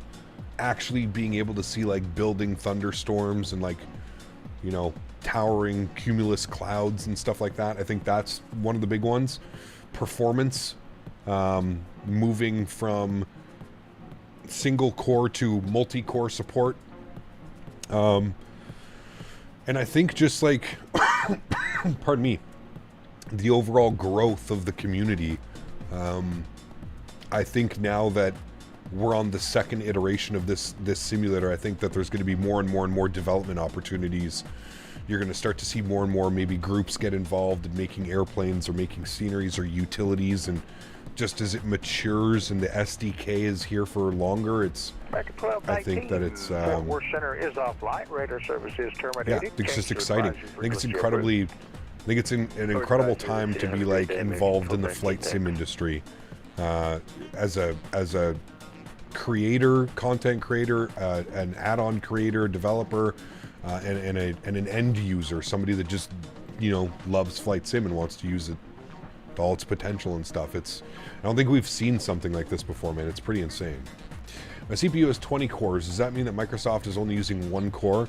Well, not necessarily. So the way that it works is it is technically using more cores, Ben, but one of your cores is being used much more than the rest of the cores. That's what like single core performance, whereas the next iteration of the simulator, 2024, it's going to be evenly spread across through all your CPU cores. So you'll see much smoother performance. You might not necessarily see like an insane increase in FPS. You will for sure, but you know, I think we're finally going to be resolved of that 80 FPS in cruise, 30 FPS landing at an airport because it's trying to draw everything in and it's getting bogged down, right? So I'm hoping that's going to be removed. I'm hoping that we can like set like a VSync, just expect 80 FPS at cruise, 80 FPS on the ground coming into for landing. Smoother performance, exactly, yeah, and better GPU utilization, absolutely. All of those things, man, those are the main things that I'm looking forward to be honest with you. It's just, I think some of the stuff that's happening, like, to the actual game engine, the actual, like, you know, stuff that's going on. It looks like they've added quite a bit of, like, detail to, like, the world around you as well, so it should be pretty cool, man. Wonder when Microsoft will release the recommended specs. I don't know. I do not know. Be interesting, man. Sir, the smoke detector is going off in the cockpit. Sorry. Gonna be walking around taking animal pics. Yeah, like there's some crazy stuff, man. So, wonder why Microsoft 2020 made it single core. So this game engine is actually... Fort Worth Center is offline. Radar service is terminated. Change to advisory frequency approved. This game engine is currently running on like the FSX game engine. Like the base of this simulator is basically running on FSX, right? At its core, this simulator is FSX. It's completely tweaked. You'd never be able to tell that it's FSX, but at the very core, the very bare bones of it, the way that things are handled is very much FSX. It's very old. So that's why, and that's how a lot of the performance that they're gaining is moving away from that. 2024 is on a whole, it's basically the same platform, but not taken from FSX. It's rebuilt on newer technology, which is available. That's why the multi-core support and the GPU support and better performance and utilization and all of that stuff is going to be able to happen because they're moving away from keeping it on like... Now, I wouldn't be the right person to ask for this. I just know based off like what I've heard from my developer friends and people who are much smarter than I am. That's just essentially the reasons why this simulator, you know, kind of has issues and stuff like that. And that's exactly why you'll get, you know, if we're cruising here, it's exactly why you'll get 82 FPS, you know, at cruise, but your FPS will be down to like 40, you know, 35, 40 when you're coming in for landing.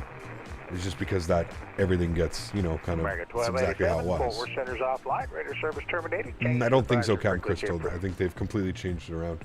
Over to Unicom frequency for American 1287. Thanks for ATC. Have a great afternoon. No, I don't think so, man. I don't think that, from what I understand, and I'm sure somebody's asked it, maybe somebody hasn't asked it, but I'm pretty sure they've moved away from that, and that's why, that's why they're able to do what they're able to do. that architecture and that type of, you couldn't do that on the old version of like FSX. You wouldn't be able to implement those things and the things that they're doing. But I don't know. Multi-core threading support excites me. It does, yes. Especially for flight sim applications. Like on normal applications, you'd be like, okay, cool. But like for a flight sim perspective where, you know, there's so much going on in the world.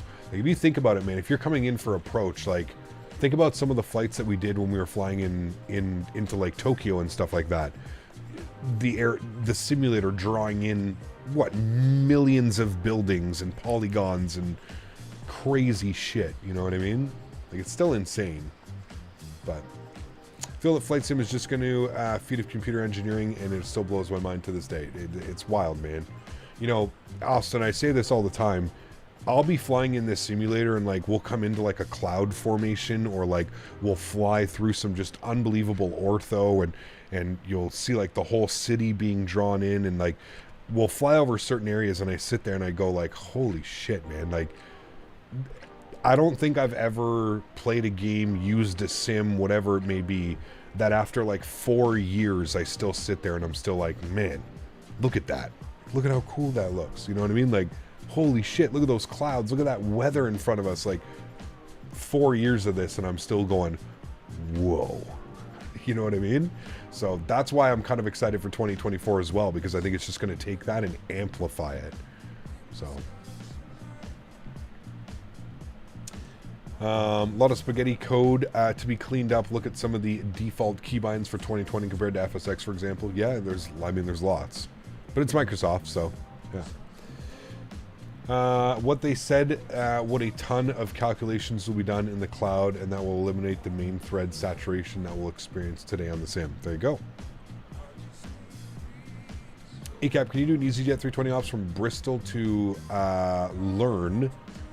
That's Rome, isn't it? Because that's one of my favorite routes. Maybe, yeah. If you're not in the Discord, join the Discord and throw that in the views and info section. Next week, we're in the A300 and the MD-11.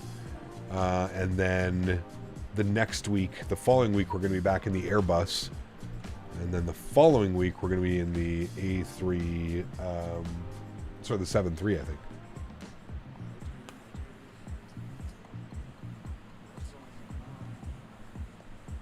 That's right, Lerf. Lerf is Rome. How can you find the Discord? ! Discord in chat, and then follow the Nightbot link. A310 Retro Air Transat might be cool. Could be. We haven't flown the 310 in forever. I just like the A300 so much more, man. The A300's actually flying. The 310's not flying. I have a hard time. I'm going to down here. I should have done this already, but I'm going to do it now. Wind request, good. And then I'm going to go back here. And okay, that's done, I think. Descent forecast, uplink, good. We'll load all of our descent winds in. Good. That is pretty much set. We are looking good to go. If we go back to our VNAV page, you can see top of descent is in 85 miles. Separation between the aircrafts are looking pretty good. Yeah, actually, we're pretty good right now. If everybody maintains the same speed, we should be looking real good. Everybody's doing a pretty good job. He kind of set us up all nicely. Let's have a look at the arrival, shall we? Because we are getting kind of close for the arrival here. We're on the Berry 3, RNAV arrival. Berry. We're over to Peanuts to Clues, Popsy to Muzzy to Beery, to Bells to Tack, Wards, Diets, Woot, and Headman. Only restrictions, 270 knots, 290, 270. I'm sure the aircraft has all those. We'll take a quick look. I see 290, 270, and I see a bunch of in-betweens. Cool. So the aircraft is good there. Happy with that. Wonderful. Looking good, chat. Jump outside here for the next little bit. Top of descent's coming up in about 5 minutes, 6 minutes. Daniel Barry. Tried doing add-on linker, seems hard. Watch some tutorials, man. I promise you it's not. If I can get it, Goodman, and I can understand it, I promise you it's not hard. Takeoff just back from the airport. Such a good day. Got to go in the cockpit of a 757, but the winds were 30, gusting 45, so plane spotting was great. Damn. How many go-arounds? Did you catch any go-arounds? Those are always fun.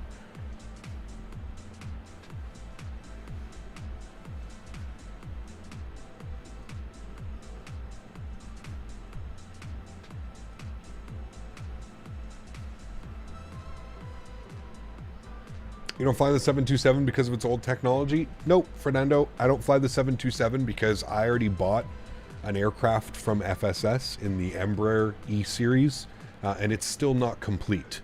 So for me to give them more money and purchase more of their products, I would like for them to complete the first airplane that I bought from them that is still incomplete after a year and a half.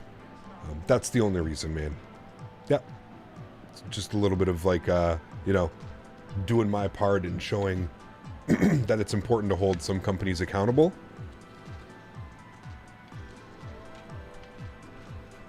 I don't think that it's the right thing to do while you still have aircraft that are incomplete and not finished. I don't think it's okay to sell more and different aircraft to make more money while the aircraft that you already sold everybody is still missing very key component features to make it a payware aircraft worth the money that they're charging. Only reason the 727 is good is because there's no proper VNAV and it is basic autopilot. It's easy. They should have finished the E-Jet and then made them proper. You know what they should have done, Bliss? They should have made the 727. That should have been their first airplane. This should have been their first airplane. And then they could have approached the market with, hey, you know, we did the basic thing. We're moving to, you know, we really want to do an E-Jet. We kind of want to do this. You know what I mean? That would have been the right way of approaching the situation, in my opinion. Them trying to do the E-Series, which is obviously much more complicated than they originally thought or than they had originally planned, and then instead deciding to do, because we've already agreed, man, doing the external model and the texturing and stuff like that, that's not the hard part of developing an aircraft. The hard part of developing an aircraft is writing all the system code, the LNAV, the VNAV, the constraints, the speed constrictions, the altitude constraints, all that stuff. That's the hard part about writing these third-party aircraft. Modeling and texturing, and that, yes, time-consuming, but not hard. Not hard at all. So it's, you know, that should have been the way that they have approached the situation, in my opinion. But, yeah.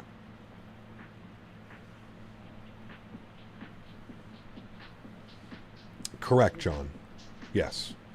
But what does that have to do with it? That has nothing to do with them. I'm still thinking that the 727 should have been the first aircraft that they were working on. That probably should have been the first aircraft that they put out, because again, as we mentioned, it doesn't require VNAV, it doesn't require LNAV. It requires a very, very, very basic autopilot, which is probably done by the default Asobo stuff. You know what I mean? Like it's VOR to VOR. It's basically tracking localizer with the localizer. And then the SIVA navigation, right? Altitude 12,000 feet, 210 knots at Diets. 12,000 feet. Start our descent to there.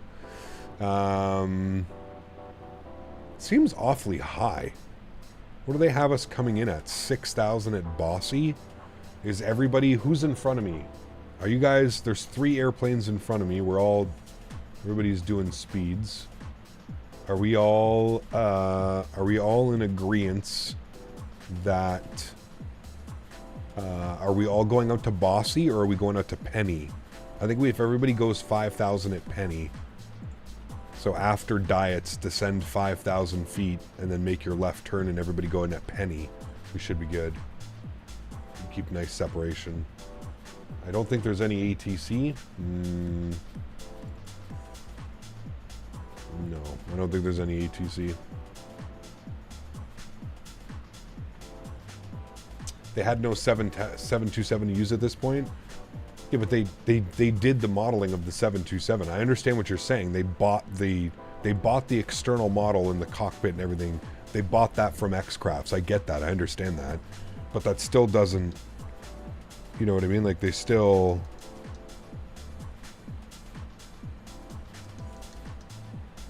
doesn't mean that they couldn't have developed a 727. Using CTAF or advisory frequency. We'll be using CTAF when we're closer to the airport. We're still a little bit too far away from the airport, so. Will you support FSS again after they finish their products? I've always said that, yes. I don't want any ill will against them. It's not like I hate these guys, I want them to die. Like, it's not what it's about, man. It just comes down to like a principle at this point, right? Like, I'm a content creator, I'm a live streamer. This is, what they're doing is literally things that I always have been, before FSS. The FSS isn't the first people to do this. They're not the first development group to charge money for an unfinished product. It's not, I don't wish any ill will against them, man. It's just, if I'm going to give you more money and I'm going to use my platform to help you sell more of your products and tell people that, hey, this is a good product, this is great, you should do this. I feel that as a consumer, I'm entitled to the first product that I bought from you to be finished before you release other products. I understand that it's a different team and it's not the same group of people that were... I'm sorry, I don't necessarily totally believe that. I don't know what FSS thinks they're trying to, like, are they just like some group, like they're just this massive development group in the flight sim industry? Like, they've released one early access add-on aircraft that they charge $35 for.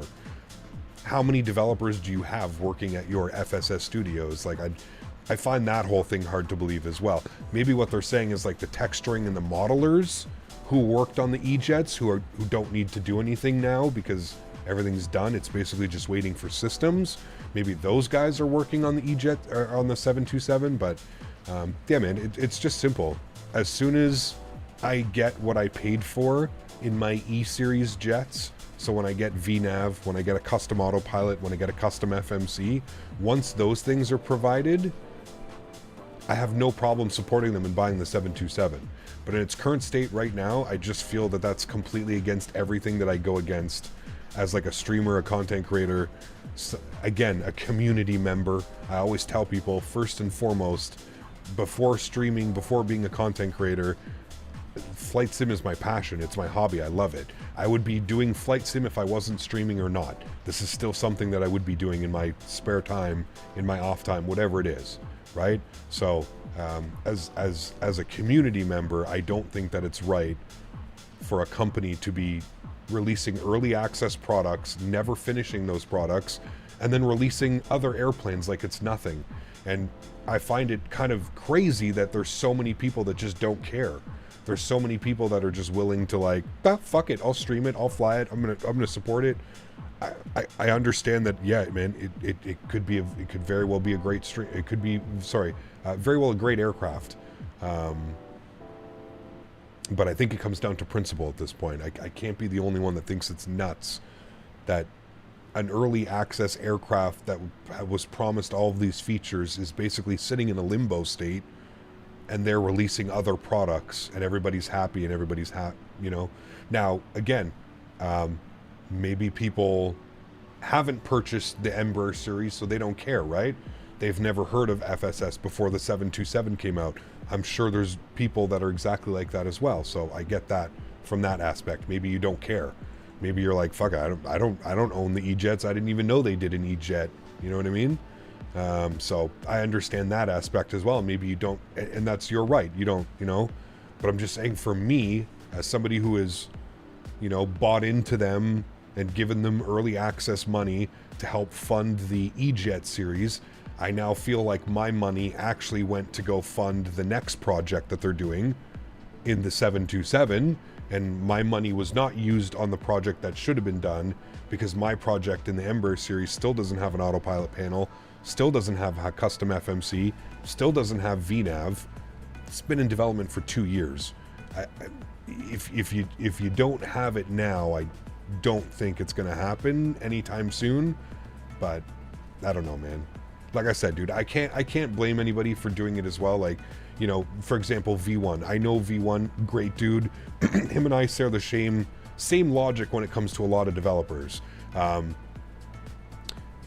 He was his first commercial aircraft was an Embraer, an E170, an E175. So like the guy has like this, you know, I think he's also a real world pilot. So like him flying without VNAV and a custom FMC and autopilot and shit like that, like probably not, doesn't really care, right? Like he's just happy to have like a nice shiny, you know, textured E175 and stuff like that. Same for, you know, the 727, huge fan of the 727. So there's certain things and there's certain people that I feel like, you know, you have to be like, okay, well, it's kind of to be expected that they're going to fly the aircraft and do that type of stuff. But,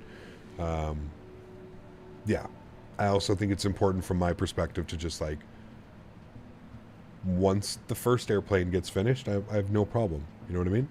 I bought the E-Jets and I definitely feel scammed. I'm not buying anything else from them, even when they add VNAV. I mean, that's up to you as a consumer. I don't hold any ill will. Like I said, dude, I know how difficult this is, man. Like, I know how difficult it is to program proper VNAV, LNAV, FMCs, autopilot panels, but like, you know, these are all things that you promised, and these are all things that we still don't have. So that's not, that's on you to figure out, man. If it's too difficult, then you got to hire the people that can do it. You know what I mean? There's developers that can clearly do it. PMDG does it, AnyBuilds does it, Phoenix does it. There's a ton of great airplanes that have functioning VNAV, LNAV, autopilots, FMCs. Tons of aircraft that have them, you know?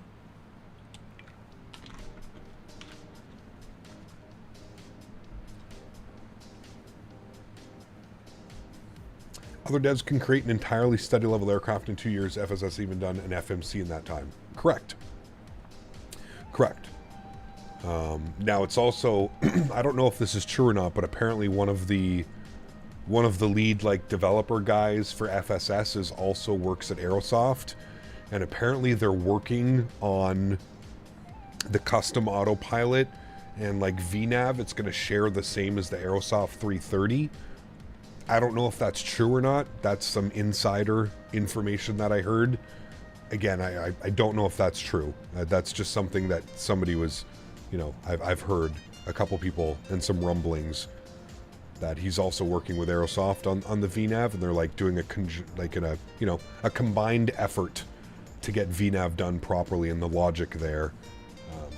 Don't know if that's true or not, but there's a huge portion of the flight sim community that supports mediocre products. They're just aggressive in the forums, and they have a general hate on for the high-end developers like PMDG. I don't know, man. Yeah.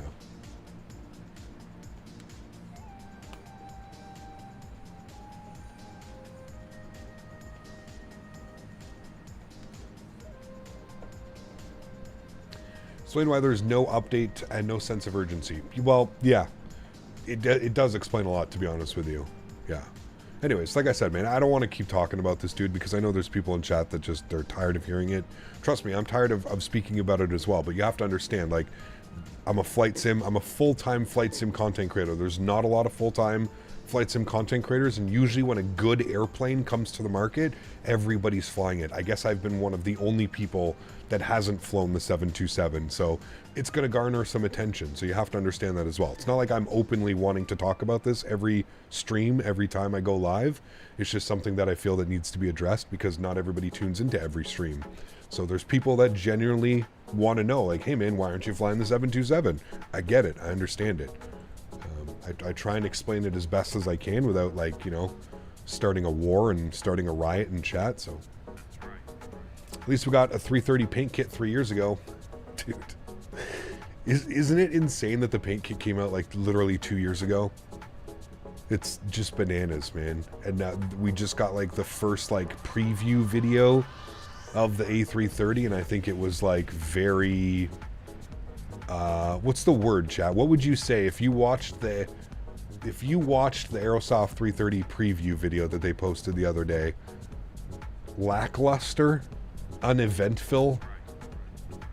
What would be if you could just put it in one word? Mid. Yeah, that works. Underwhelming. Very great word. Yeah. Remember waiting 7 years for Aerosoft 330 release in P3D. Did it really take that long, Elmer? See, I don't know. I don't come from the P3D FSX world. I used X-Plane, like X-Plane 9, 10, 11. So I come from the X-Plane world, so I don't have a lot of you know, when I got into this, when I started streaming Microsoft Flight Sim and starting to know the community, there was a lot of people that were like, oh, stay away from Aerosoft, stay away from these guys, stay away from them, stay away from this. So it's funny to see that even like when I first started getting into streaming Microsoft and getting involved in this side of the flight sim world, because they're two very different, right? The developers are very different. Like X-Plane has its Aerosoft developers as well and stuff, you know what I mean? So Aerosoft fell off a cliff a decade ago. It's pretty crazy, man. Yeah. Ali, this is the only leg today, man. Just doing another one leg. 2.5 hour flight, I think, is what we were scheduled at. Just the one leg today, man. We had a 9 hour flight, almost an 11-hour stream on Saturday. It's been a very long weekend, and we're right back at it again next week, man. We got a full week next week as well. A300 and MD-11. I'm thinking next Saturday we're doing an MD-11 long haul. I don't know what we're gonna do, but like, I don't know, man. Something's screaming my name. Like, I don't know. Where do they send MD-11s? We'll have to see where FedEx or UPS sends them. Obviously Memphis to somewhere, but maybe we go over maybe we go like to England or something. I don't know. We'll see. Other than taking forever to release stuff, yes. Aerosoft fell off when the CRJ came out and was abandoned. Pretty crazy, man. Louisville. KLM Ops Frankfurt to JFK. No, next week we're in the A300 MD-11. I guess we could do retro MD-11 ops. But I'd rather do cargo. Next week is all about cargo. I also want to go to CVG. I picked up... Midnight Maverick made me buy the Feel There CVG, and I haven't flown in since I bought it. I don't think. Maybe I have. Maybe we flew out? I can't remember. I don't think so. So I want to fly to CVG next week as well at some point. Maybe Thursday evening. I think we're starting off Thursday. We're going to be in Europe. We're going to do some DHL A300 out of... I'll have to look and find some DHL A300 flights out of Europe. It's the problem when flying cargo in Europe is it's weird. There's not a lot of like airline cargo ops. But CVG is to become a frontier hub. Really? Interesting. Yeah, DHL, EDDP, thank you. What's the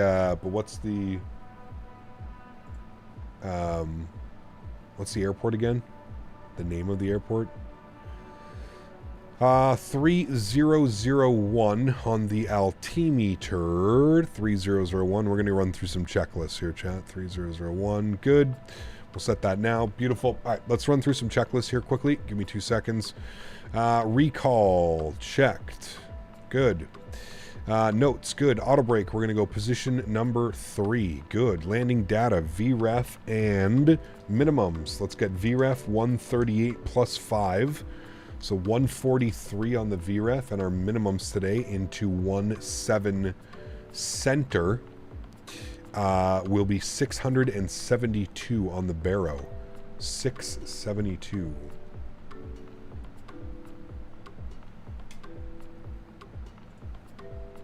$762. Dyslexic. 762. I knew that was wrong. 762 on the barometric minimums. Good. Don't need drag. We're fine. We're on track. Oh, what are we? 100 feet above profile. We're perfectly fine. Oh, drag because there's a restriction. 270 knots, maybe? Yes, 270 knots. Take. Okay, that's all good. Landing data, VREF and minimums have been set. Approach briefing is complete. You know what we're doing. Approach altimeters, we already did that. Good. Speed brake, next will be our landing checklist, so we'll leave that blank for now. Get the ground spoilers in. Good. And how we doing for separation in front? Okay, this guy's going really slow for some reason. I guess everybody's slowing up. Okay, everybody's slowing up. Are we going to stagger the approaches, guys? If we can all do like 17 right, 17 center, we can stagger the approaches, that would be even better.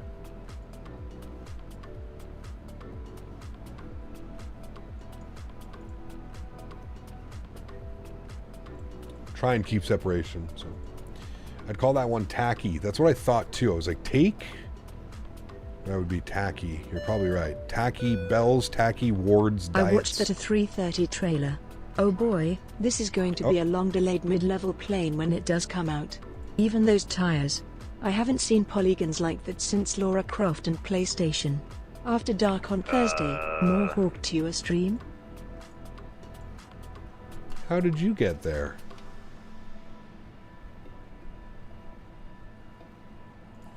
He literally just popped up on my screen right in front of me. Really? That was weird. I'm just going to, I'll log off, man. It's going to be too much of a cluster, you know what? I was on like a heading of 270 for now. Alright. I don't want to bug him. That's fine. We'll disconnect. There's no controllers. Chat, you saw that though. That literally came out of nowhere. C2A, thank you for the support, man. I appreciate you, dude. After dark on Thursday, more Hawk Tua stream. Jesus Christ, I thought I heard that correctly. No, we'll be doing Flight Sim again Thursday evening. Back in the A300 next week, so a little bit close. No, man, that was the guy in front of us. I don't know what happened there. I was watching our separation. We were perfectly fine on separation, and then all of a sudden he was just there. So it was a little bit weird. Now it looks like he's turning. I'm gonna try and connect again. Looks like he turned. Might have gone for a different runway. I think we might be good now. That was super weird, man. It popped up out of nowhere. VATSIM web interfaces are delayed. Yeah, but did you not see the screen? Just go. It's not like we slowly came up behind him. That was literally just like, boom. He was right there in front of us. And that was super weird. Super, super, super weird. I get it. The interface is delayed, absolutely. But like, that was just like, boom. It's like he like came out of nowhere. It's like we like warped speed into him. It's like right to him. Zoom. It was an odd one. There is Dallas Fort Worth. Parking today. This may be a fun taxi. I guess we'll figure that one out. Hopefully not. Okay, no, parking isn't too bad. Do I have a gate number? Okay, I do.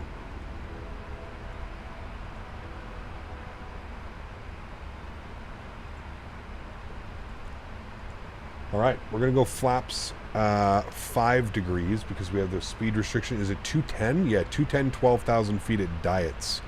We're going to keep that descent going now, chat. We're going to go down to 5,000 feet. We're going to go... actually, you know what? I think we're just going to leave it in VNAV, and it should descend itself, actually. So we should be good like that. Thank you for the support to Doink, 21 months. Appreciate you, man. Huge no floaties to you, dude. Thank you very, very much for your support. Incredibly kind. Appreciate you, man. Huge no floaties to you. I feel like I missed somebody earlier. Did I miss Benny? Did I miss you with your 49 months? I hope not, but Benny, if you're still here, 49 months. We had Clifton with 38 months. I think I got that one as well. GMC with the gifted membership. Okay, I think I got all those as well. If I missed any of that, I apologize, guys. Thank you for the continued support, man. High fidelity, Asobo quality. Yes, sir. Got it. I mean, honestly, when I loaded in last night... 7, confirm you're on 18, right? Wasn't that bad. Right. Roger, thank you.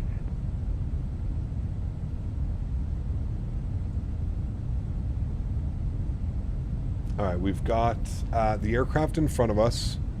He is also descending, and I'm going to wait for him to make his left turn, and then we're just going to follow in right behind him. We're keeping our speed restriction at 210. So everything's good there. I have no clue what happened with that aircraft in front of us. My apologies, man. If I came up on you and like you moved out of the way, I didn't. American 2604, descending 01 to 12,000 on the Oh, look, DFW Tower is online, chat. 12655 Towers online. 12655. All right, we're gonna keep that in. Vertical speed. Hopefully 1219 doesn't take it all the way out to Hedman. Where does Hedman take us? I mean, I guess that's kind of correct. Probably want to be there anyways.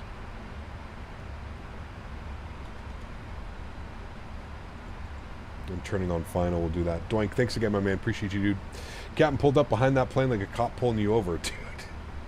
Aerosoft DFW and X-Plane isn't any better. Correct. Yeah, I remember that. It was not good at all. I do remember that. What CTAF are you using? Right now I'm on Unicom 122.8 because we have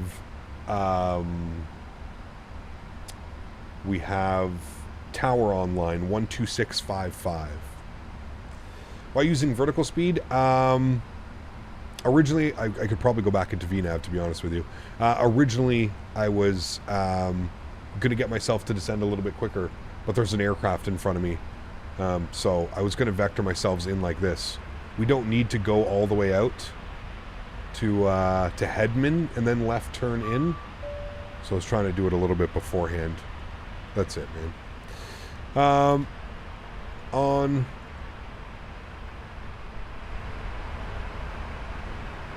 I don't like the default sounds, chat, if I'm being honest with you. I like my FT Sim sounds much better.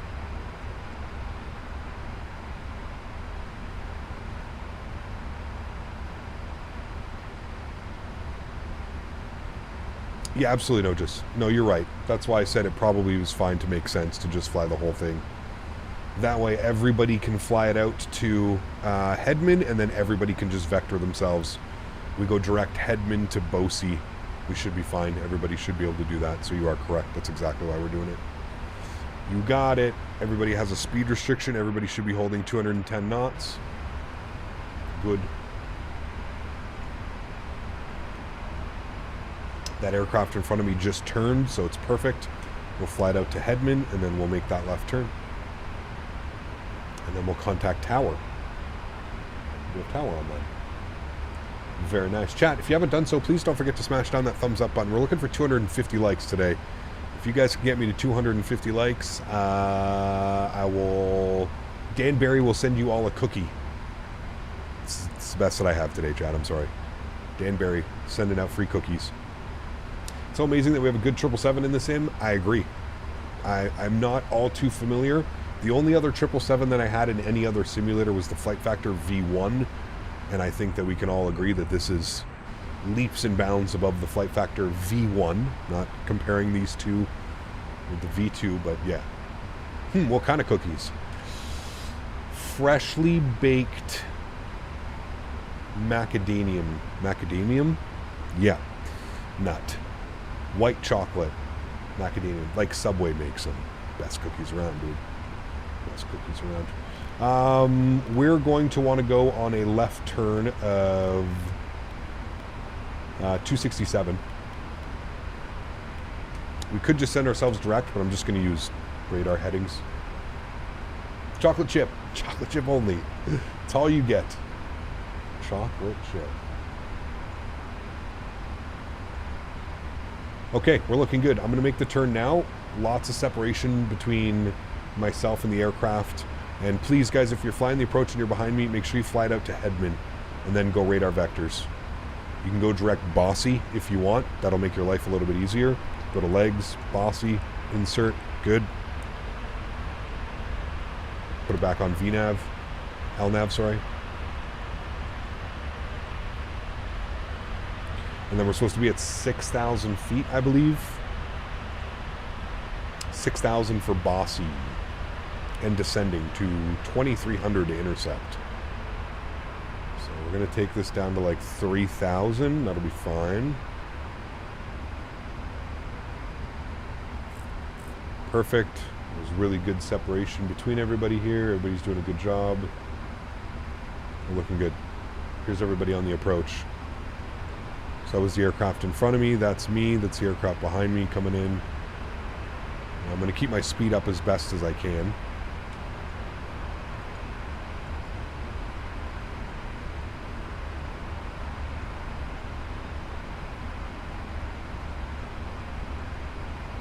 Man, we haven't landed in DFW in so long. It's kind of crazy. Everybody loves DFW too. I wish we had a decent DFW. I'd fly the hell out of here. There's so many opportunities out of DFW too. Long haul, short haul. We had really good scenery for, what's that airport? We used to have up here. Not Oklahoma City. There was some really good scenery in X-Plane. I can't remember where it was. It was up here in Texas somewhere. It was like one of those airports you wouldn't think to fly into, but it was there. We're looking for the Alpha gates after we land. So, vacate Mike 4 most likely. Mike 4, maybe Mike 3. We're auto brake 3, so we might be able to do. On the ground spoilers, let's go flaps 5 degrees. V approach speed, I don't think that's changed. Nope, 143. Good. I'm going to arm you. Localizer captured. Glide slope. Arm you. Should capture that as well. We're slightly above glide slope. Hopefully it captures. If not, that's fine. We'll just go to vertical speed. We'll go to vertical speed now, and we'll descend to like 1,600 feet per minute. Bring our speed back 190. Good. I'll bring you the full time. Okay, I'll keep on speed 180. Yeah, man. I was at 190, but I'll go to 200 now. Alright, I'll take in visual separation. Those two guys are, damn dude. Those two guys are right beside each other. Somebody turned early, or somebody turned late. Is there a return flight? Nope, just the one leg today, man. Just the one leg today. Alright, we should be capping glide slope now. Beautiful. I'm going to bug up 180 knots. We're on a 13-mile final.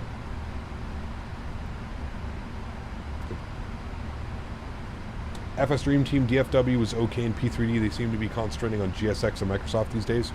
Yeah. I wouldn't mind. You know, man, like, they did a pretty good job with their Houston scenery, and Houston is huge. So, like, I feel like FSDT could do a good job. Same with their Chicago. Like, it runs perfectly fine. It doesn't run like shit, like, compared to some of the other major airports. So, I don't know. I feel like it would be fine.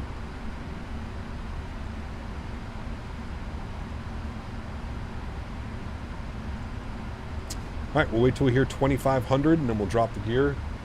Get everything ready to go. Speed can, actually, speed check, we're fine. We'll go flaps 10 degrees. Give you a little wing view of that. Got our ground spoilers out, helping the descent. Bring those in now. Can you mind doing your fastest speed there? We got tower coming over, 12655. Right when able. Good. And taxi. Alright, let's go flaps 20 degrees. Drop the gear. And we're going to go final approach speed now, which is 143. This should have been on, my bad. Tower hello, American 1287 heavy. Final 17 center. American 1287 DFW tower. Wind 190 at 10. Runway 17 center. Clear to land. 17 center, clear to land. American 1287 heavy. Alright, flaps 25 degrees coming out. We'll wait for 170 knots, and then we'll go flaps 30, which we are landing flaps today. Let's get flaps 30 out. Beautiful. Yoke cam's coming on. Friends, cleared to land.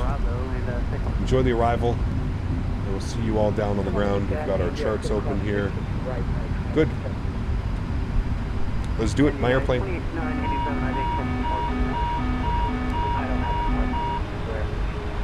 Beautiful. With anywhere on the east side, Roger. Taxi Bravo, Lima. All right, we'll confirm our landing checklist is complete. That's why you check your checklist, chat. Beauty, let's do it.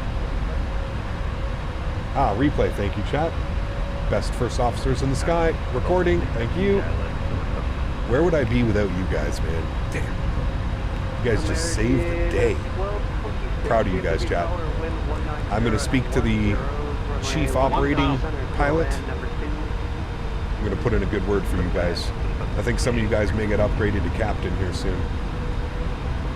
Stop messing around here. Let's fly the airplane.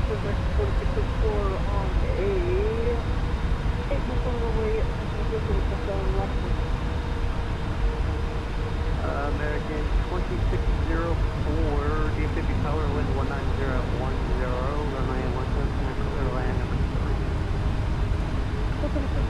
Man, that wind's kind of all over the place. 500. Getting pushed around. Staying on slope though, we're looking good. 400.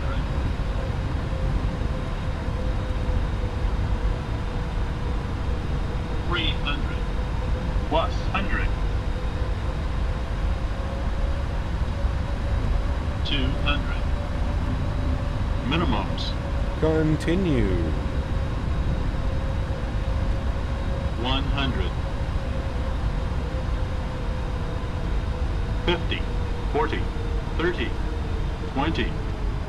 10.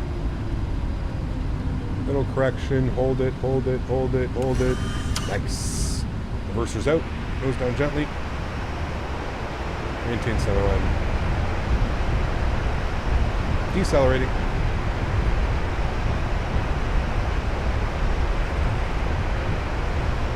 That was windy.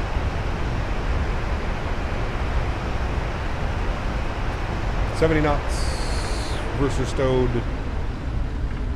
Ladies and gentlemen, welcome down to Dallas Fort Worth for the first time in like 2 years. Wow, not bad. Not too shabby, friends. And it looks like we vacated Mike 4. Ha, Mike 4, chat. We knew it. We knew it. Cool. Tower American 1287 vacated Mike 4. American 1287, set parking.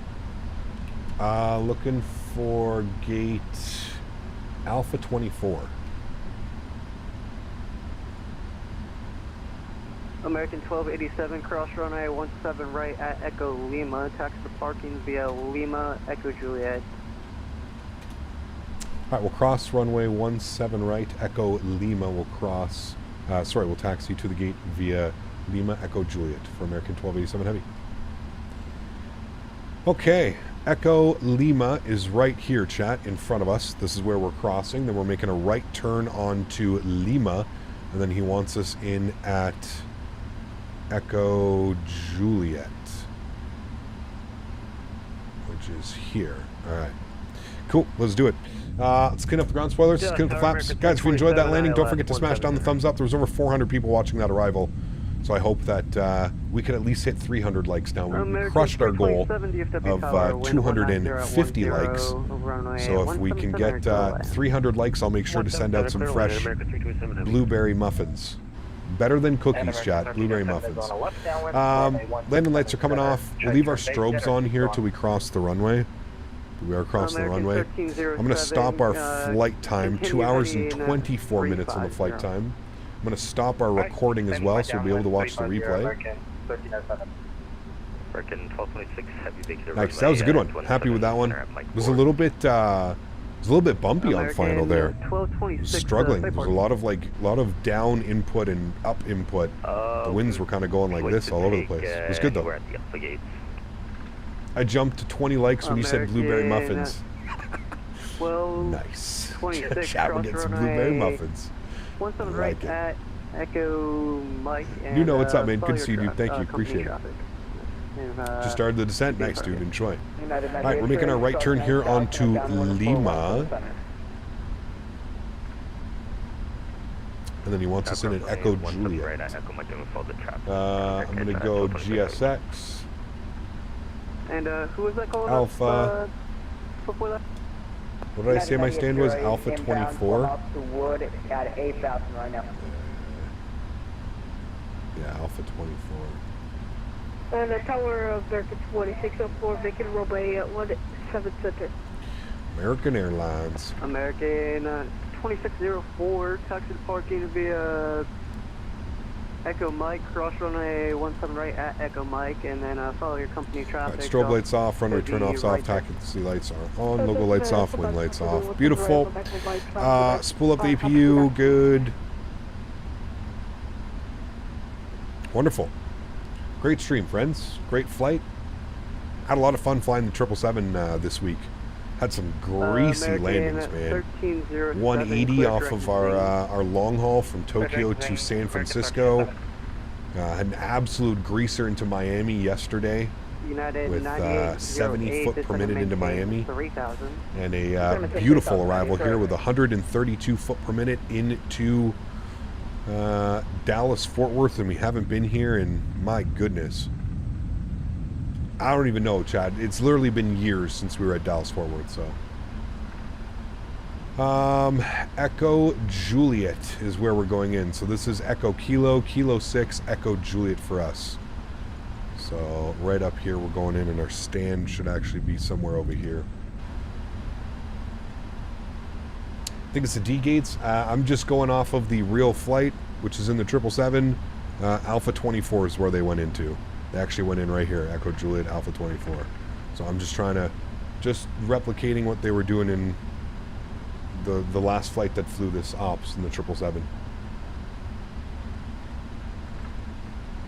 Today's flight was scheduled at Alpha 21. There you go.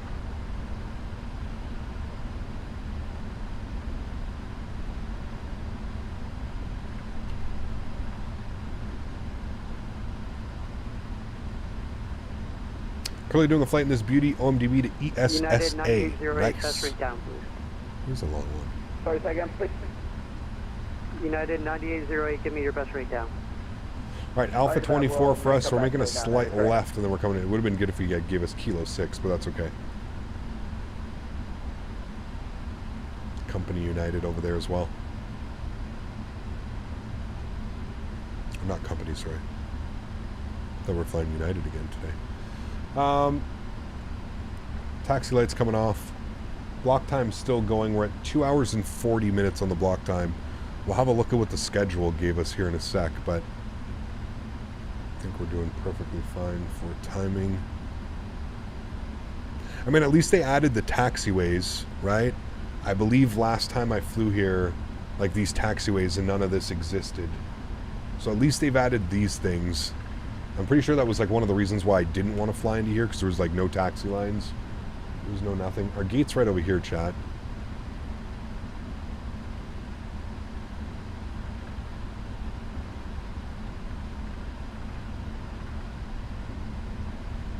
Follow this line in right here.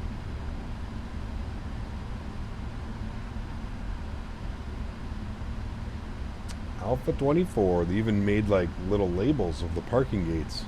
Still not very good, but I mean, it's better than, like, you know, the apartment complex buildings that you get at most default airports. Not by much, though. American parking is going to be weird as all hell, too. Runway 17 center. Cleared out, runway 17 center, American 1307. United 9808 up 30,000 feet. Super weird United parking. 9808, turn direct Zing. Turn direct Zing, Nadia, turn.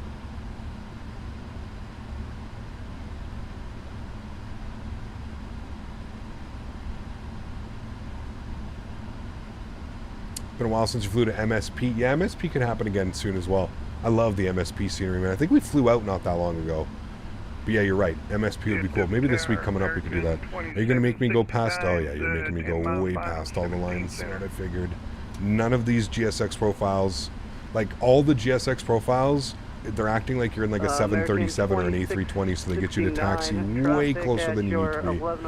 Engine number 2 is off. Engine number 1 is off. Ladies and gentlemen, welcome down to Dallas Fort Worth. Let's go ahead and turn off the clocks. 2 hours and 42 minutes on the block time.